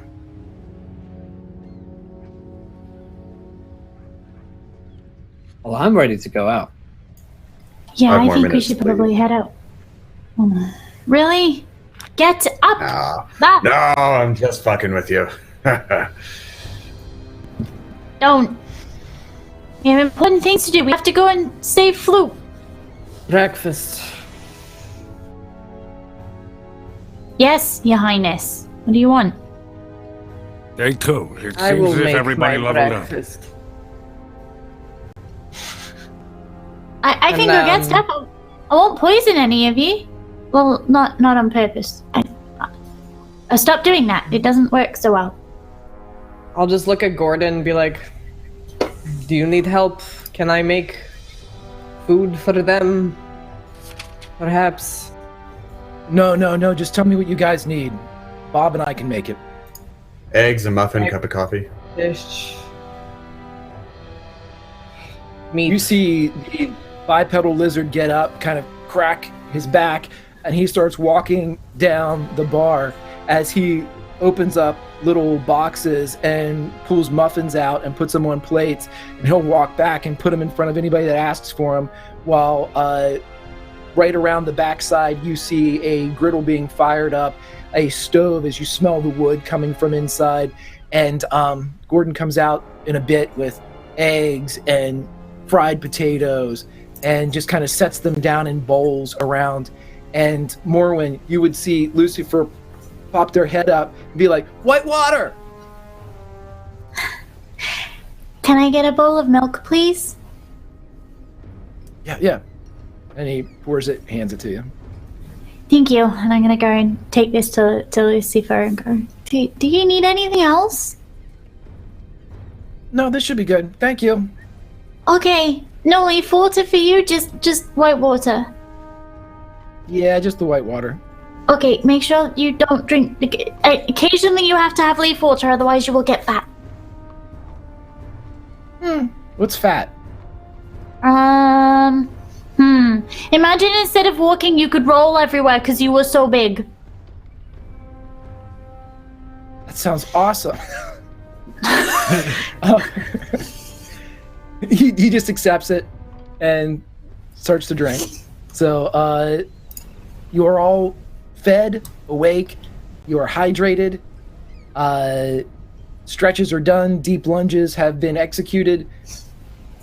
What would you all like to do? As Renair has joined you as well, he seems a little worse for the wear, as he still bears the marks of his capture, but he does have a sword strapped to his hip. It looks very new, but like brand new.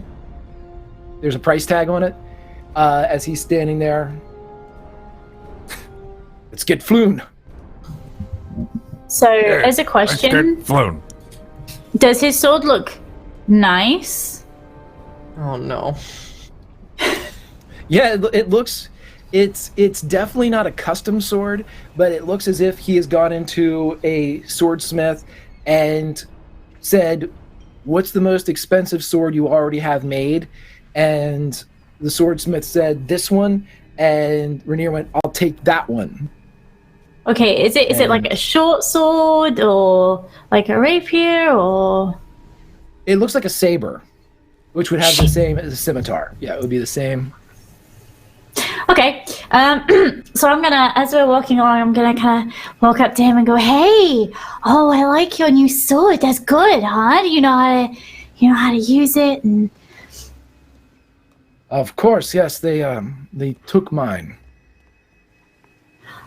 Well, I'm just a bit concerned that it's something that's not been well worn. You know, the balance on them is it'll be a little bit off. And will you be all right with that one? I just worry.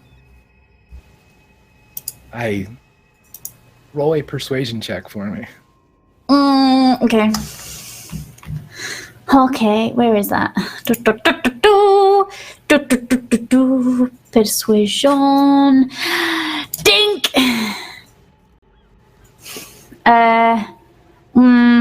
Yeah, okay. He bends over as the DC was 12. He bends over. Do you think that my performance could suffer because of this? I never thought about balance. Yeah, no. See, the less you use them, they get kind of stiff and they feel kind of heavy in your hand because they're not well used. And I tell you what, I've got a beautiful rapier that's been serving me so well, and I think I've got it down. I think I've got the balance absolutely down. Why don't we swap? And that way, I know that you're going to be safe going forward. I've never used a rapier before, but they're so easy and they're so light and quick, and it means that then we know that you're absolutely safe because you can make that quick stab and getaway if you need to. And as I say, you can feel it, and I'm gonna kind of like hand him mine and be like, look, see, it just, as we're walking along, it just feels so much. I do. It feels lighter. It's decidedly worn, but it looks as if it's been a magnanimous dispensation. Architect Origins with a £50 donation. Let me go and read this one. Oh, Disaster may be striking at breakfast, my friends. Let's go.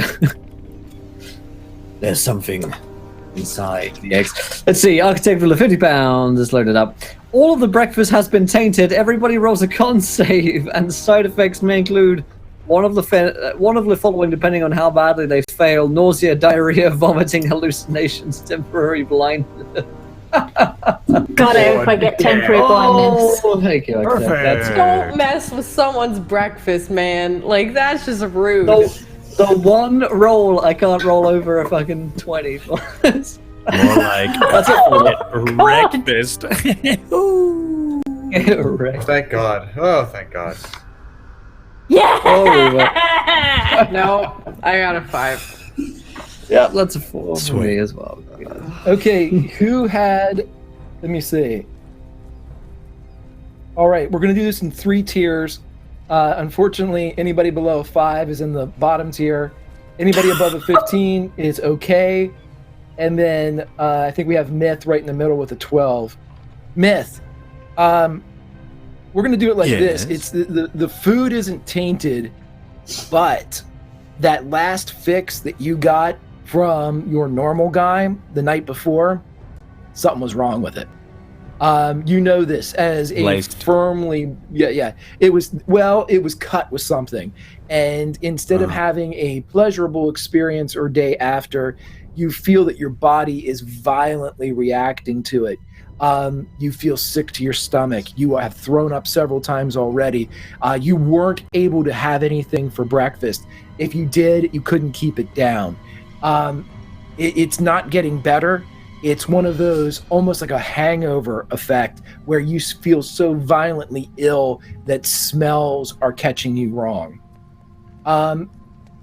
Ruva and Graham, Ruva, everywhere you turn, you don't feel nauseous, you don't feel like you have diarrhea or anything like that, but you're having a problem focusing. As you move your eyes, it's as if everywhere you look, you still see, blocking your vision, the man and the woman as they pass around your shoulders. And as they pass, it's interrupting you, or it's causing you to look for a movement that's not really there. You get blind spots, where shoulders and costumed hats are blocking your vision. It's not really there, but you start to run into people as you're on the street. Any perception check you make will be at disadvantage as you are focused on these things. You're not blind, but you are hideously distracted by this man and woman that are circling around you. Graham, yours manifests in the following way. As you cast the animal friendship spell onto Lucifer, nothing happened where Lucifer was a part of you or Lucifer was able to kind of be charmed by you, but there was a decided backlash from using this for the first time. And as you have used this animal friendship, it did not hit the target from which, much like your university studies, it just wasn't good enough this first go around. And as you cast it, you're getting caws, skitters of rats. You're hearing these things. You're seeing the birds as they, for whatever reason, the rest of you see pigeons and seagulls that'll fly at Graham for no reason as he's walking around. And not only is it a distraction for you, it is, it's very unsightly and kind of draws attention to yourself as you have all of these things happening to you at once. You also have disadvantage on perception checks. You also have disadvantage on stealth checks, as it seems that every creature in the city, except for Lucifer, wants to be your friend. They want to get close to you. Hey! And they want to love you. That's great. In a way, right? This is what it's like to be a Disney princess when she is back. I'm living the dream. Okay. All right. So, with the effects of breakfast squarely on your shoulders, let's see what we got. What do you guys want to do? Can I? All right. Can I swap swords with this guy? Yes. I'm sorry. Renair would say, yes, this one's worn. Looks like it's been used. Yes, I will switch you. And he gives you the saber, which is a decidedly heavier blade, but not by much. It has the same characteristics as a scimitar, but it's also silvered, as this is a better than common weapon. So if you happen to fight anything that may be, have half damage for common weaponry, but still takes full damage for silvered weapons, I will let you know if you are using Mr. Never Ember's silvered saber. Thank you. No, thank you. It is lighter. More confident, definitely balanced. And he puts it in, and he has it worn the wrong way on his hip. You know he's not going to be able to draw it with his dominant hand for some reason. He's right-handed, but it's on his right side. Everything's wrong about it. Okay, and then I'm gonna kind of like move up against Val and sort of go, hey, so I've got a nice new sword, but our friend's gonna need a bit more. It's gonna need a bit more help. Is that so? Well, look at these. I don't use swords. You want me to train him? No. I just want you to make sure that he's looked after, because he's got just in case. Right. Well, we're going to be in a lot of trouble if that guy gets hurt. He's a nobleman after all, so... All right. I'm going to be glued to his hip. Thank you. I'll keep an eye on him, too. Thank you. All right. Well, let's get on our way, then. Yeah, what do those Kenku tell us to go? Go underground? What was it? Yeah, like the sewers, right? Yes, that's exactly it. The sewers. And look for the yellow markings. So I want to go down to the dock ward, find the sewers. Yellow signs. All right, let's go find the yellow signs. Ooh, those are some Call of Cthulhu flashbacks right there. Will and I always chuckle at the yellow signs and things that immediately liquefy our bowels as we think of Ben County. Okay. So I'm gonna just before we continue, I'm gonna sidle up to Val and be like, "Do you still have that gem?" I feel around in my pocket. Do I have that gem? it is still in your possession. Yes. You want to see it? Are you sure that's wise? I'm fine. I'm fine. Okay. I think having it might help me. All right. Good luck, Ruva. And I take it. It's like tight inside my fist, and I put my fist in her big cat paw, and I let it out so that she can grab it without looking at it if she has to. And I take my hand away. Yeah. I'm not gonna look at it. I'm just gonna grab it and put it in my bag. Ruva, you see as you do the transfer with Val and you close your paw or your hand very quickly, you can see the ruby light between your fingers, almost as if you're holding a flame or somebody cast light in your palm. It's creeping through every crack. I'm just gonna stuff it away. I'm not even gonna look at it. Okie dokie. You guys are able to make your way to the... I've never been. You guys make your way down Morwen. Again, you're getting a lot of views as Lucifer is padding beside you. Lucifer has remained silent. They are no longer mentioning the smells, though you can tell by the expression on the face and in the eyes that they are still bothering them. But by the time you guys get down to the dock ward, it doesn't take long at all to find an alley and to find an open sewer grate. Did you look at that? Yes, we just go right in. Lazy. Someone want to go first? Yeah. Should I? Are there people around? I'll go Like first. I don't want somebody any of you you- getting hurt. It's not illegal to go into a sewer, right? It's maybe gray area, that one. Here, I'll go first. I'll take any hits for you. Okay, And I go I'll in come first. after you. Oh, I will need some light, though. Well, some of you might need some light anyway. I can see fine. I can't see shit. This is dark. Too dark. Yeah, I can't see shoes either. Sorry, shit either. I'll light a torch. Oh, you light a torch and you'll see a lot of shit, that's for sure. You'll probably smell it before you can see it. I never thought about that. Used to that.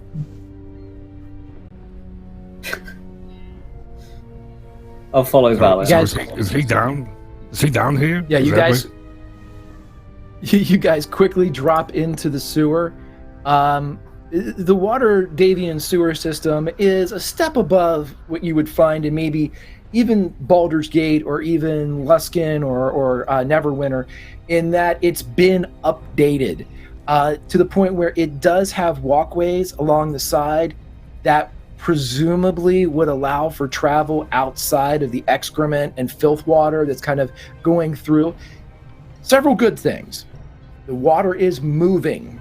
It is not, it's slow, but the water is actually moving, so it's not stagnant. There are several kind of cross vents in the sewer to allow for a bit of respiration, a bit of passage of air and cross breeze. The bad. The walkways are covered with algae and shit. The water is 90% shit. Everything smells like the water and the walls and the walkway. And despite anyone's best efforts, it's only a matter of steps before you yourselves smell like shit. And when you all get down there, more when you kind of climb down the ladder and look up, and Lucifer is looking down into the hole, going, I don't want to go down there. Okay, look. Can you come down here? Yes, I can. It smells really bad. I know. Like worse than the city. The city smells good. No. I think he likes it.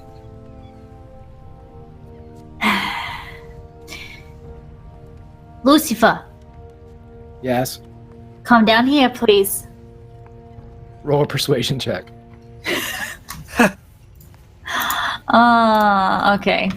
Okay. Oh, I would, but all my windows are everywhere. Persuasion. Why didn't I?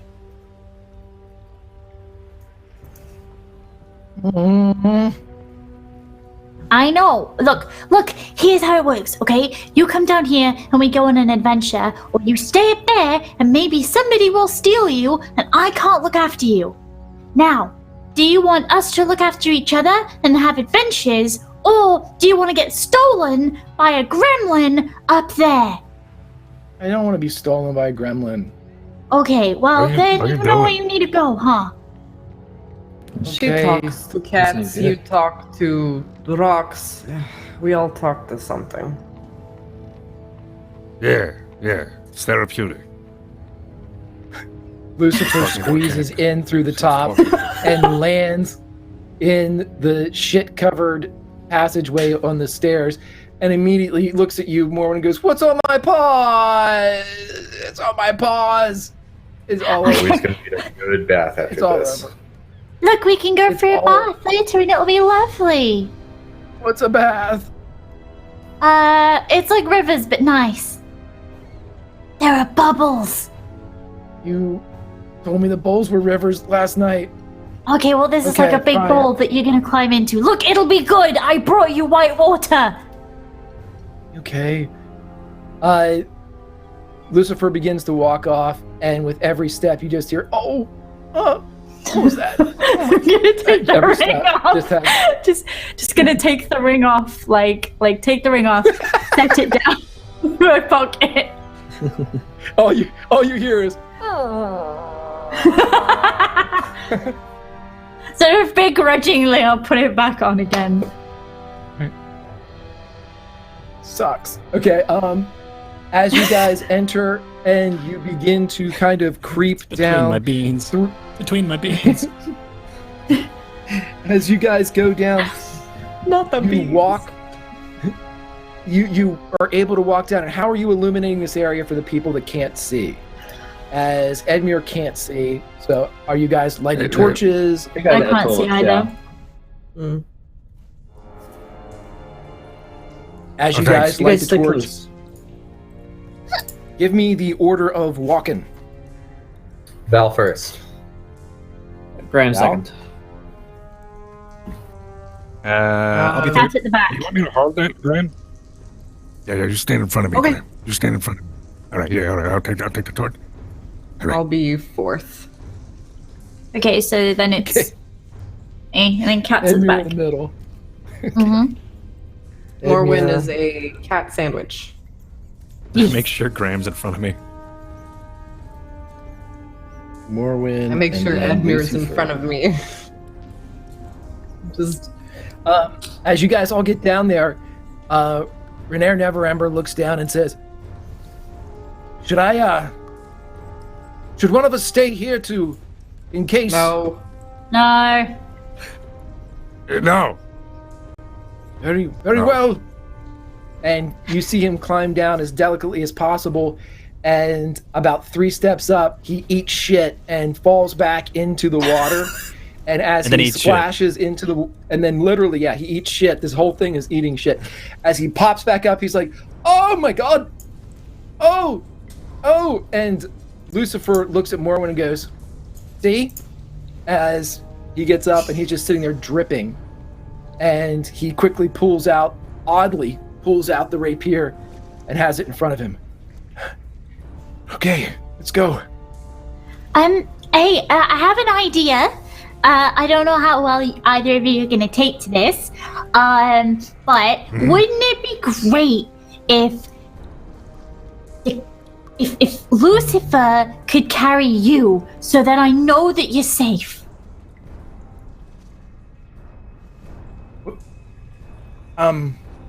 Why wasn't this mentioned before I fell in the sewers? Sit on the cat. You couldn't have climbed down with the cat. Sit on the cat. Okay. So You couldn't climb down at all. It seems. as soon as he sits down the cat, Lucifer looks at you, Morwen. The eyes speak of nothing but betrayal. As now this cat is in the sewers, shit between its toes, and a shit-covered nobleman on its back. And so it just looks at you. No words, no sighs. It just stares at you as you guys walk. Look, adventures. Please. Just slow blinking. Which is cat for I love you. So Yeah, so bad. yeah, it is. Sure it Look, is. look, we need to keep him safe. We need to go on adventures. Oh, we're gonna build a raft and a boat and go, please, just... Fine. As you all are walking with the light of the torch leading your way through the bowels of Waterdeep, you come to your first kind of intersection. It's a T intersection, and there on what you think would be the northerly wall is a yellow slash. That's it? Looks like we found our way. There's It one. seems too easy, almost. Not that any of this is easy, and I look at the grime covering my boots. Yeah, I can't fix that. I guess I eyesight think ain't too people great. aren't going to come down here because it smells so bad. We're Yeah. determined. Just follow it. That's fair. That's fair. You said it was a yellow what? Like slash? It's a yellow slash. Yes, it looks like there was more to it at one point, but it's made of chalk. So it's Yeah. just as of right now, you kind of see almost looks like one of Ruva's lightning bolts in yellow. I'm gonna take a peek down the passage that yellow slash is marking. Do I see anything? Roll a perception check for me. Absolutely. Oh, this map Yeah, has covered my that's entire fine. screen. Hold on. Perception. Here it comes. You need some light there, Val? Huh? 19. What's Oh, Kinda my lit the eyesight torch a down bit. here is perfect. Not to worry. this? Oh, all right. Well, all right. Rub it in. Val, to get your full use of your dark vision, you kind of slip off a bit away from the overpowering glow of the torchlight, and as you kind of creep further into this darkness with the drips and the errant creaks, and you look past and beyond this marking, you can see, even though you slip into that gray, white, black spectrum, up ahead you see another intersection, and you can see what looks like in your vision is a white marking on the wall. And this time it seems to be a circle with several of these lightning bolts kind of meeting in the middle, almost like the radials of a tire or the spokes of a tire. And Very interesting. there, sitting at this intersection, you see something floating in the air with eye stalks popping out of the top of its head. One large central eye as it floats around and looks and seems to be moving in a circuit back and forth in front How of big this is tunnel. this thing? It's about the size of, maybe 3-4 feet in diameter. Huh. Okay, I'm gonna turn back to my friends and say, all right, everyone, it looks like there's another intersection down this way. It looks like the right direction, but there's a creature down there, a beast. Floating orb, eye stalks, big central eye. Probably about the size, a little bit bigger than someone's head in diameter, all told. I'll keep going first, but weapons out. We know what it is. I keep the torch out. Should A I? monster. Other than that, I've got no idea. That doesn't sound good. Alright. That doesn't sound good.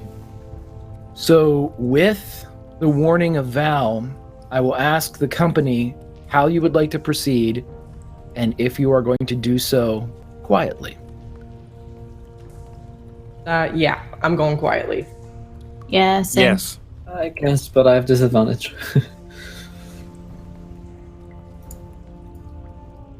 Graham says this as he's like kicking rats away from him as they continue to scurry up to his feet.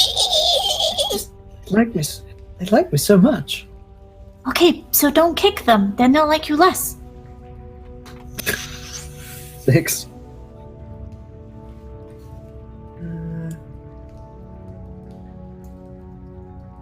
Disadvantage. 12.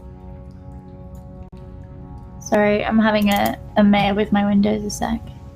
I draw the bone sword that was carved from Ruva. I draw the bone sword. Okay.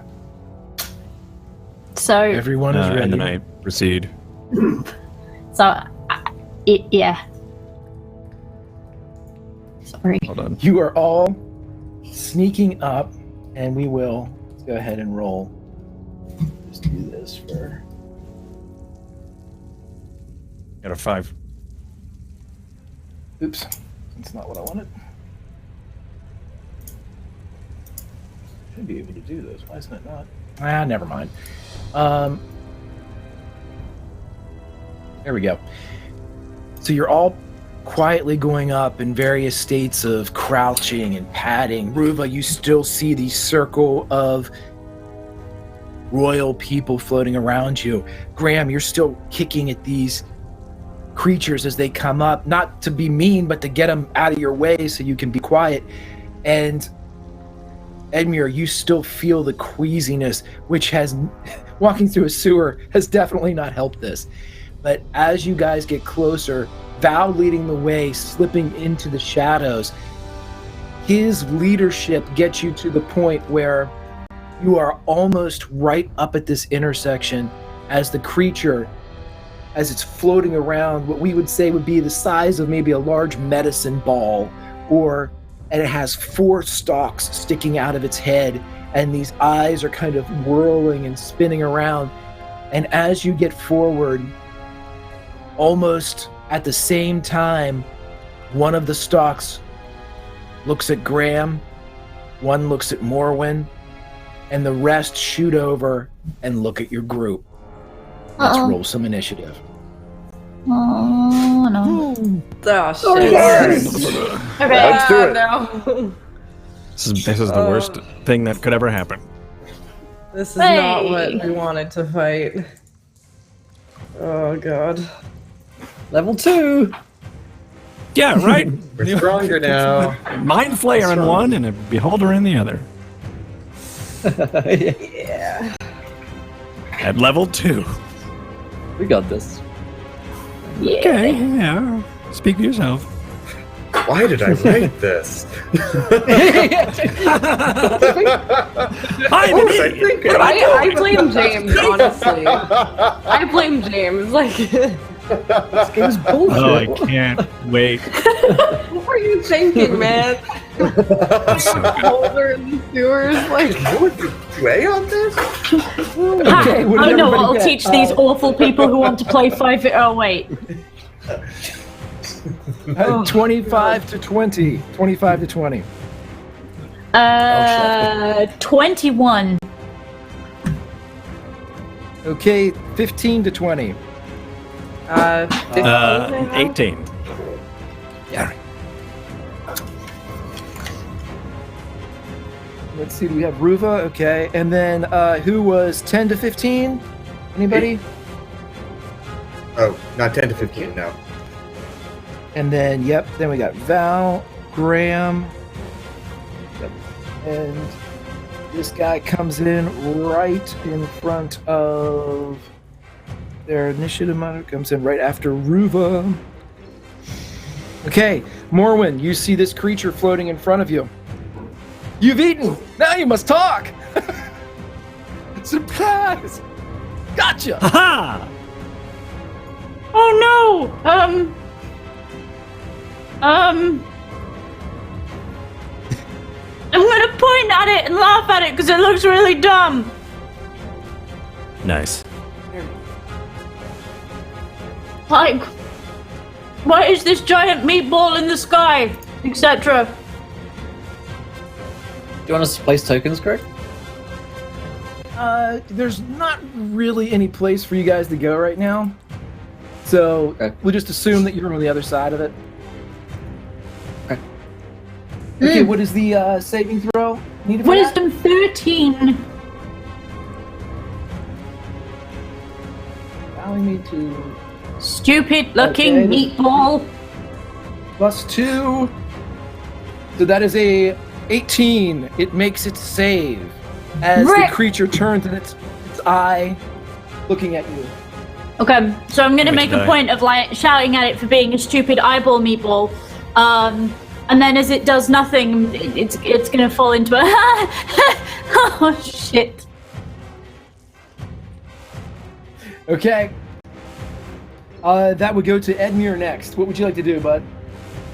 Edmure drew his sword, and when he does, he also activates his blood right, which is necrotic damage, because the bone and the marrow of the sword that has been carved takes very nicely to blood magic that seeps from his palm into the veins of the sword, giving it necrotic energy. With one hand, he has a sword, the other a torch. And I think I want to mark him, but I'm not quite sure how I want to do so narratively.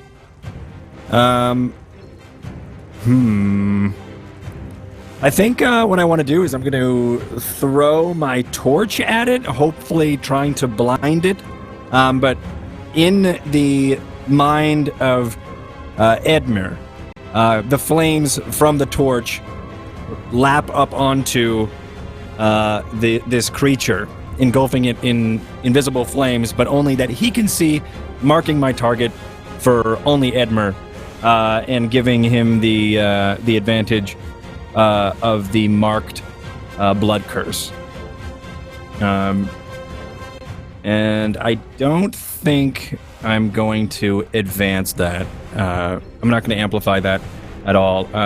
So as a reminder, with this new power I got, because I'm level 2 now, as a bonus action I can mark the enemy, and then all the damage I do is doubled. So I'm going to then advance towards him, or towards the creature. But like not very heroic, just kind of like it's something that like he needs to do. This is in the way, and he kind of sees it as a pest more than a heroic battle. You know, probably because it could be Gotcha. his Final battle. high. Yeah, right. It's also probably the remnants of his body and mental state rebelling against what's actually happening. So he thinks he's got this. So when you pull that all up with a bonus action, do you still have your action to attack? Because we can say that the torch throwing and all that stuff was just narrative flash for you to be able to call it up with it. If it's a bonus action, yeah, you can get it up and have it fired. Okay. Still have your movement and action then. Sweet. Then I will move forward and attack. What's my stuff? Hold on. Okay.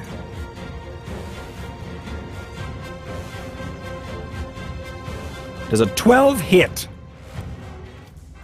I'm afraid it does not. As you come through, and now with your named attack, is that just damage or is that advantage that you get to the attack? With my what? With your targeting thing that you just did, where you kind of I don't have advantage. outline Nope. it. Okay. So I as you think so. swing forward, it kind of lazily floats to the side as you swing down and it hits the ground.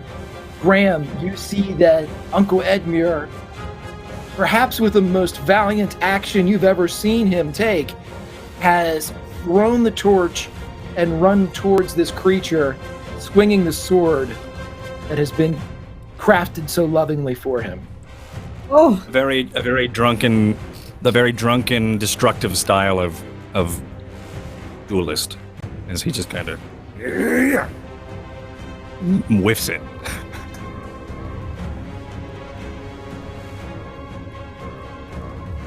is it my turn? Sorry. Yeah, it is. It is Okay. up to Graham now. Well, I'm going to cast a firebolt just over Uncle Edmure's shoulder. Just sort of reflex defense. Look out, Uncle Edmure! That is only a 9 to hit with a firebolt.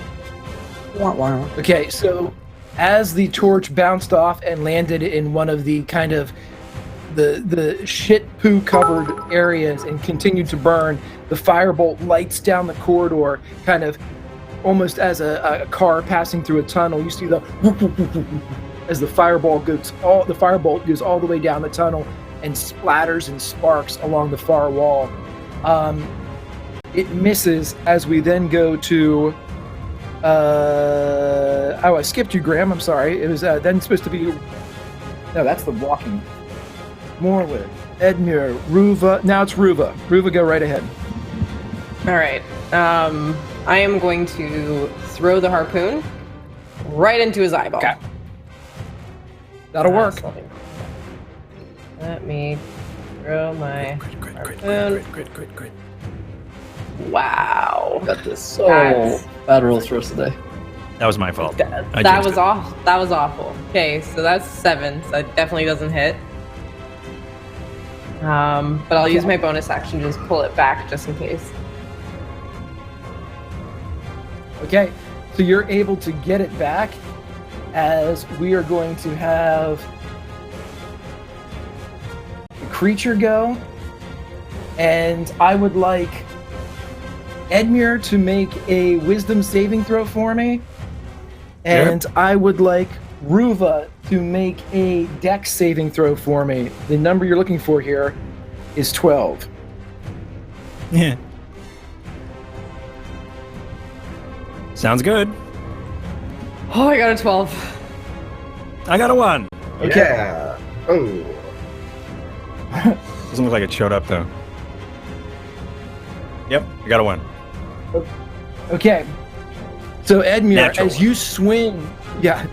you swing wildly at this creature, and as your sword hits the ground and you are right up on it in that drunken, almost maniacal swing as you bring it down, for a moment the big eye turns and looks at you, and its pupil reflecting your dilated ones, and you feel in your heart of hearts, this is not right. This creature meant us no harm. And the rest of you see Edmure stand up and turn around, and you see it shoulder to stalk with the creature before you, as Edmure seems to have switched sides. Ruva, you will take... Perfect. Oops.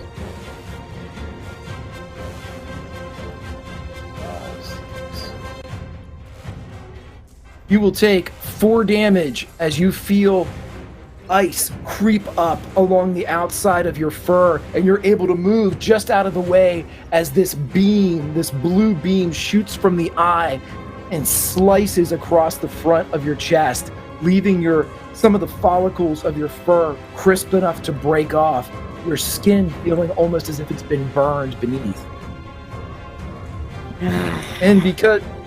And Val, now we are up to you, my friend. Okay, could you give me a quick rundown of what the situation is? I think I've lost the minutia of it. Yep. We have this creature that's floating in the middle. We have Edmure, who threw the torch and ran up. We have several missed shots as we had Graham shoot a firebolt that missed. We had a harpoon thrown that was missed. We had some mocking laughter that was missed. And it is now up to you, my friend, as you see the rest of your friends kind of engaged in various forms of failure. And with Edmure turning his eyes very wide as he lifts his sword towards the rest of you, And Val, it seems like you are the only one left to affect a change, at least for this 6-second period of time. Okay, I'm going to stride forward, and I'm going to say, I'd heard rumors of rats and crocodiles down in the sewers, but I never thought I'd see anything quite as ugly as you. I'm going to try and level 2 punches right into this thing's ugly face. So that is going to be a plus 6 to hit with the first punch. Natural 20. Natural 20. And that's going to be a 21 to hit with the other one. Both hits. First one, double the dice. Cool. This is going to be 3d4 plus 8 from my strength. Yikes. Okay, well, that's going to be 11 damage from those 2 hits. As you drive your punches into this thing's face, you see that the center eye, which is basically the mass of most of this creature, immediately blisters as it reddens with broken vessels, and it's starting to try to squeeze the eye shut. As you bring your punches down again, you rip the lid from the top as it's incapable of closing the eye now, and this creature begins to roll and spin as if it's incapable of holding itself up.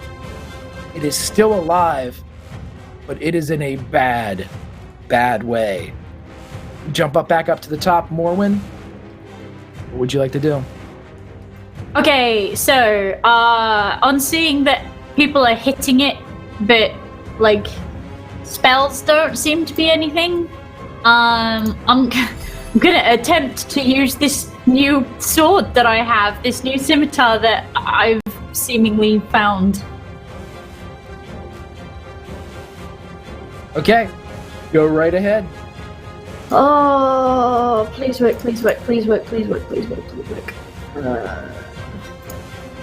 Oh, and Architect Origin today's £10. A glowing light appears. Should somebody submit their undying loyalty?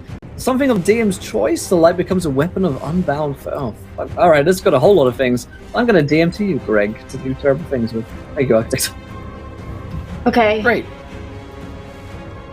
Pray for me. Oh, please. There's a 15 to hit. It does hit. Hit. Why don't you roll me some of that? 3. So as you stride forward, you pull forth the brand new saber smell that for a brief moment the oiled leather overpowers the stench of shit, Morwen. As you free it from its scabbard, its silver edge gleaming, and you swipe it down, compromising the center eye as it splits and opens into a white jellied gore that rolls from the center mass. And as the eye itself loses integrity and buckles in, so too does the body, like a rotten pumpkin, as it buckles in around its now absent eye or ocular cavity. And you see this fleshy sack of now flaccid eye stalks smash into the shit. A few of the eye stalks pulsing with nervous twitches, much like a severed snake. It is gone.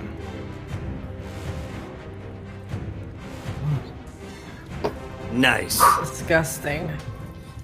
Thanks, James. What the hell was that Good thing? fight. Good encounter. I don't know, but it's dead now. Make it easy. Can I inspect it and see if I know what it is? Or Yeah, anybody that would like to inspect it, you may roll an Arcana check. This Arcana check will be lower for Graham. No, I'm just Am I gonna still stand and enthralled? shout at it that it's dead now. 4. You come out of it, Edmure. You kind of shake your head. You don't know why you used to like that basketball thing, but That was weird. Everybody all right? Yeah. A little cold. I'm just gonna brush the ice off me. Very, very gross. Whatever that was. Graham, you remember you almost missed this class. You had slept and then you just didn't get up in time, and then you forgot where the classroom was. But by the time you got there, you caught like the end of it. It was really kind of an interesting class. You missed the part about the bigger varieties, what they're called beholders, but you caught this part. And this creature with the 4 stalks that's smaller, you're pretty sure they're called gazers, and they're just kind of a JV version of you. You're not sure what those bigger ones do because you missed that part of the class. Right. Yeah, they call these things gazers, but they're like super scary, and they've got like bigger brothers and sisters called beholders, and they like watch stuff and do scary things with their eyes. So we should probably be on the lookout for any more of these things in case they've got their bigger ones around. 'Cause those would be real bad. It's gross. I didn't like how that made me feel. It made Greg, me. we also- Edmund, are you okay? Yeah, how you feeling? I'm alright. I just I thought it was. I thought it'd be a little bit easier for me to take out. A little embarrassed, but I noticed like when I was. I was looking at it and wanted to like strike it down, but just this just anger, but not to me, like towards all of you. And like if that thing didn't drop, I think I would have probably attacked you. That's okay. Sounds It's like not one of my those- feelings. Magic powers, maybe. Don't Yeah, like we that all one got bit. those. You can get people to do just about anything, you know, provided you ask them nicely enough. Maybe it asked you nicely, but like in your brain. Ugh. Yeah. Don't like that. I don't like that that at either. all. I don't like that at just all. wanna All right, feel let's just okay. be careful, all right? And if I I should have told me don't like things. attack you like that, it's not my fault, okay? I don't hate you, all right? Okay, well we don't Understood. hate you either. We kind of, you know, it's okay. We all love you, Uncle Edward. Oh, I wouldn't use that one. Well, That's Okay. tolerate is the All better word. love you here. Adventures! Hurry up! We need to find Floomp. On Yeah, the we phone gotta show, find Greg, we do have a viewer decision.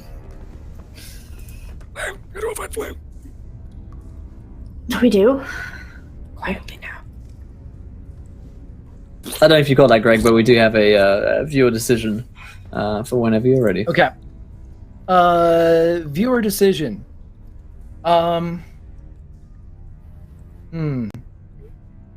I'll make this one. It's a either or, everybody. Jarlaxle or Artemis? Ooh. What a good. decision. Oh, All right, give me 2 seconds and I'll throw up the poll for you guys. oh no. Oh, baby. Save and 6 That's a good one. That's a good one. It's not. Okay. In the meantime, All right, well, I'm I pressing think I always. saw. Yeah.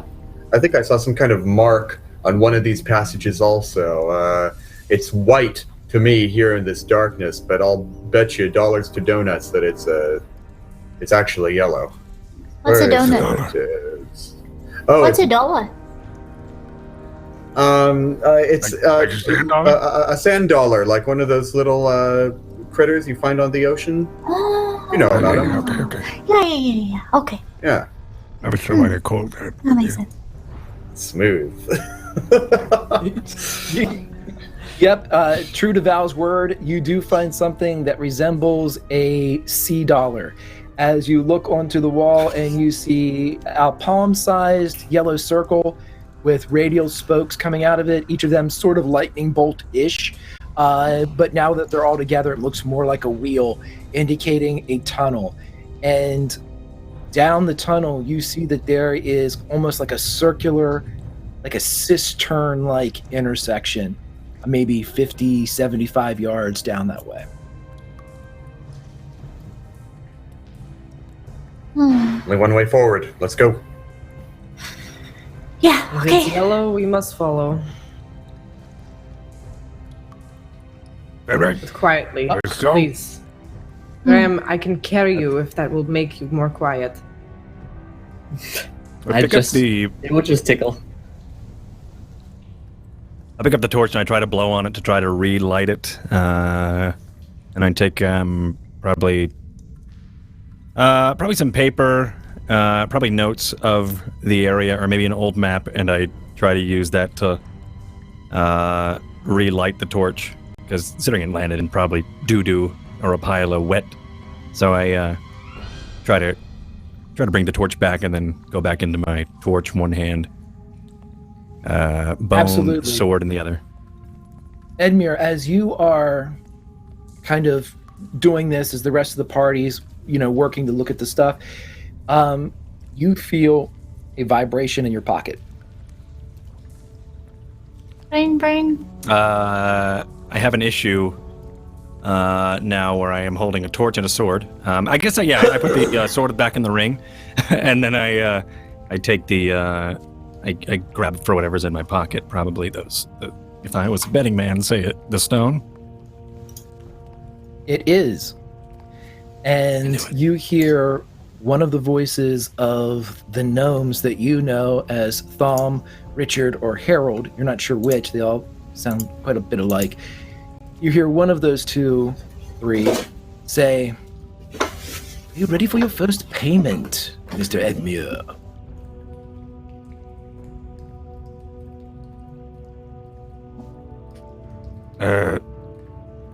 Yes. Now, you have already pledged yourself to us, but we just ask again for your undying loyalty. You shall have a bonus.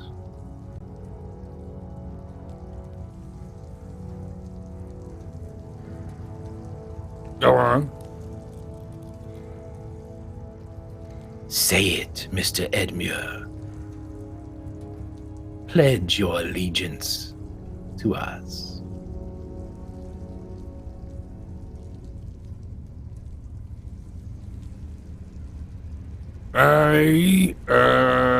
And then I drop the stone into a pool, or a pile of shit, and I go, Uh-oh. I dropped it. You probably can't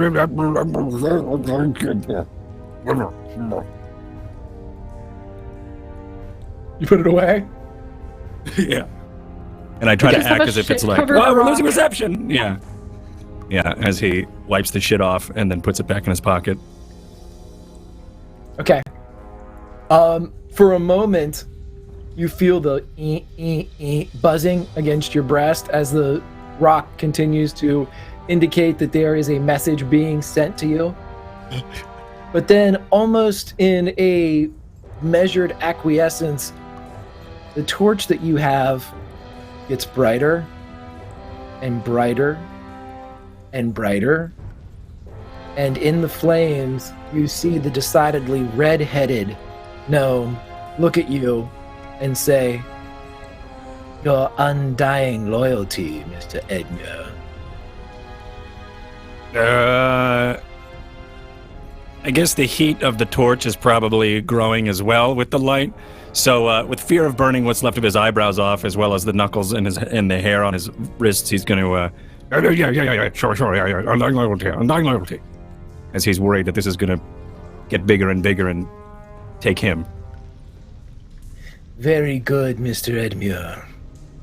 And the light from the expanding torch gets focused into the very small projection and wavy figured hand of the gnome as it opens the light, and this globe of light drifts down and touches your weapon. And as the sword, much like it drank from your blood, drinks from this light, it imbues it with a magical power that I will allow you to know in a DM. And as the light from the torch begins to fade, the red-headed gnome kind of pulls his vest, straightens it, looks at you and says, Well, welcome, Mr. Edmure, to the unseen. And he disappears. What was that viewer decision, Will? Artemis. As you are all walking down That's exciting. the tunnel, as your order, as stated before, contained Morwen, Lucifer, with Edmure in the center. Between Edmure and Ruva, after 3 people had already passed that spot, a black clad with a gray gloved hand pops forward, offering almost as if a gift or acceptance or a greeting to Ruva. And you see a shadowy figure, even deep in the torchlight, as the gray glove points at you, Ruva, and says, "You and I have the same enemy." And that's where we'll end this session of Waterdeep Dragon Heist. Woo! Oh shit. Oh, shit! Oh shit. Oh, shit! Oh god. Oh shit! Oh shit. Oh my god. Shit. My heart is actually just like going right now. Like I can't. Oh, This is going wild, y'all. yo. This is nuts. I love D&D so much. Yeah. Oh, fuck. Well, my friends, that is where we end tonight's episode of Waterdeep Dragon Heist. I hope that you guys enjoyed it as much as we did. If you did, let us know there in the chat. If you haven't followed the show, hit the follow button, join us. Stick around. We've got a sort of dice to give away in just a few minutes here. And then we have our next game, which is Game of Thrones, War of the Roses, where I step into the DM seat. It's going to be a good time, my friends. But, whew, what a session. Let's go round. Did we enjoy ourselves? Where can we find these wonderful people online? Greg, how was that, my friend? I love it. We talked about it before that, several people said Mondays stink except for playing D&D in various forms and whenever you get the chance to role play. This particular group with this particular session with, and I'm not kissing ass, James, I love Waterdeep, so playing in the City of Splendors is just a playground for me. So being able to kind of walk through and have the city that I've played in so much, just being able to take another group through it with a brand new adventure is so much fun. I look forward to this all the time.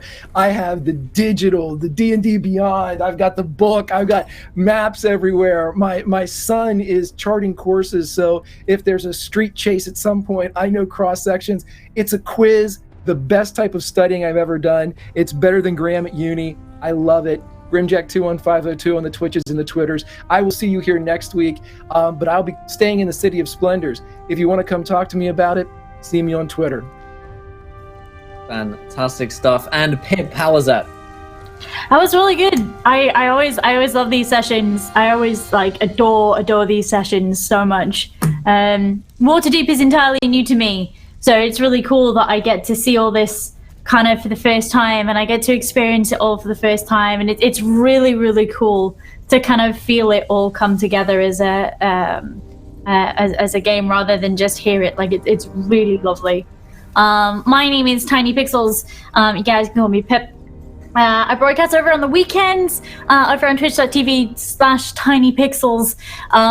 But normally you can find me on Twitter complaining about how difficult it is to publish video games, because I'm learning very quickly that it's very difficult to publish video games. So yeah, come talk to me about game development, come talk to me about projects, and come talk to me about streaming, because I love all of it. I love all of it.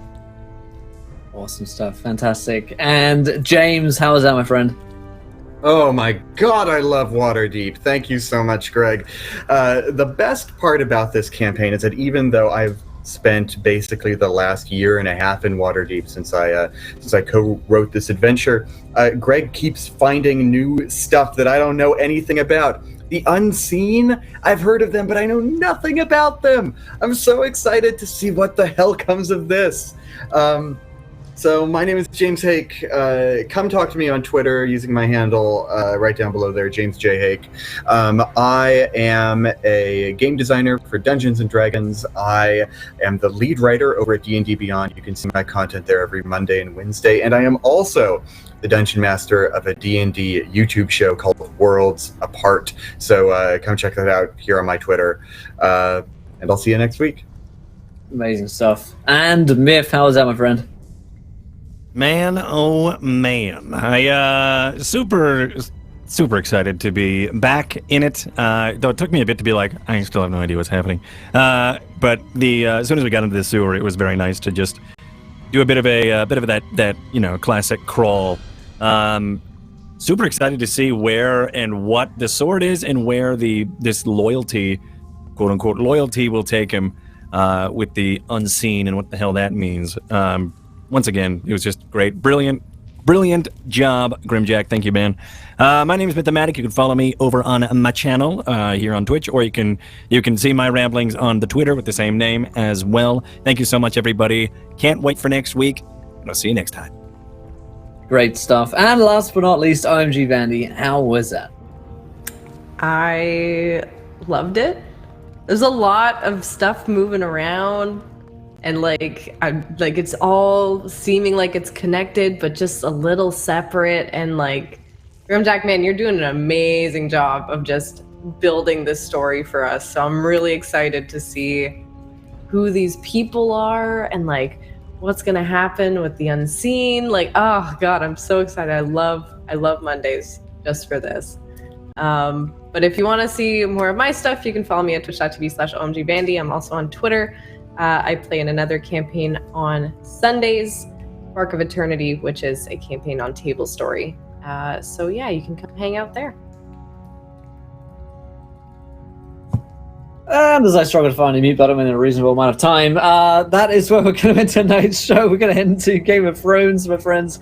Our next session here and give away a set of tabletop loot dice. If you enjoyed the show, follow us and you can subscribe on YouTube if you're watching there. And now there will be a link, if you're watching on YouTube, to the Encounter Roleplay Podcast Network, where you can go and listen to all of these shows on podcast format as well. And if you're a $5 patron or above, you get these 1 to 2 weeks early to listen for your perusal and enjoyment. But thank you guys for watching tonight, and we'll see you guys next time. But until then, try not to draw too many nat ones. We want to be there laughing when you do. Good night, everybody. Bye!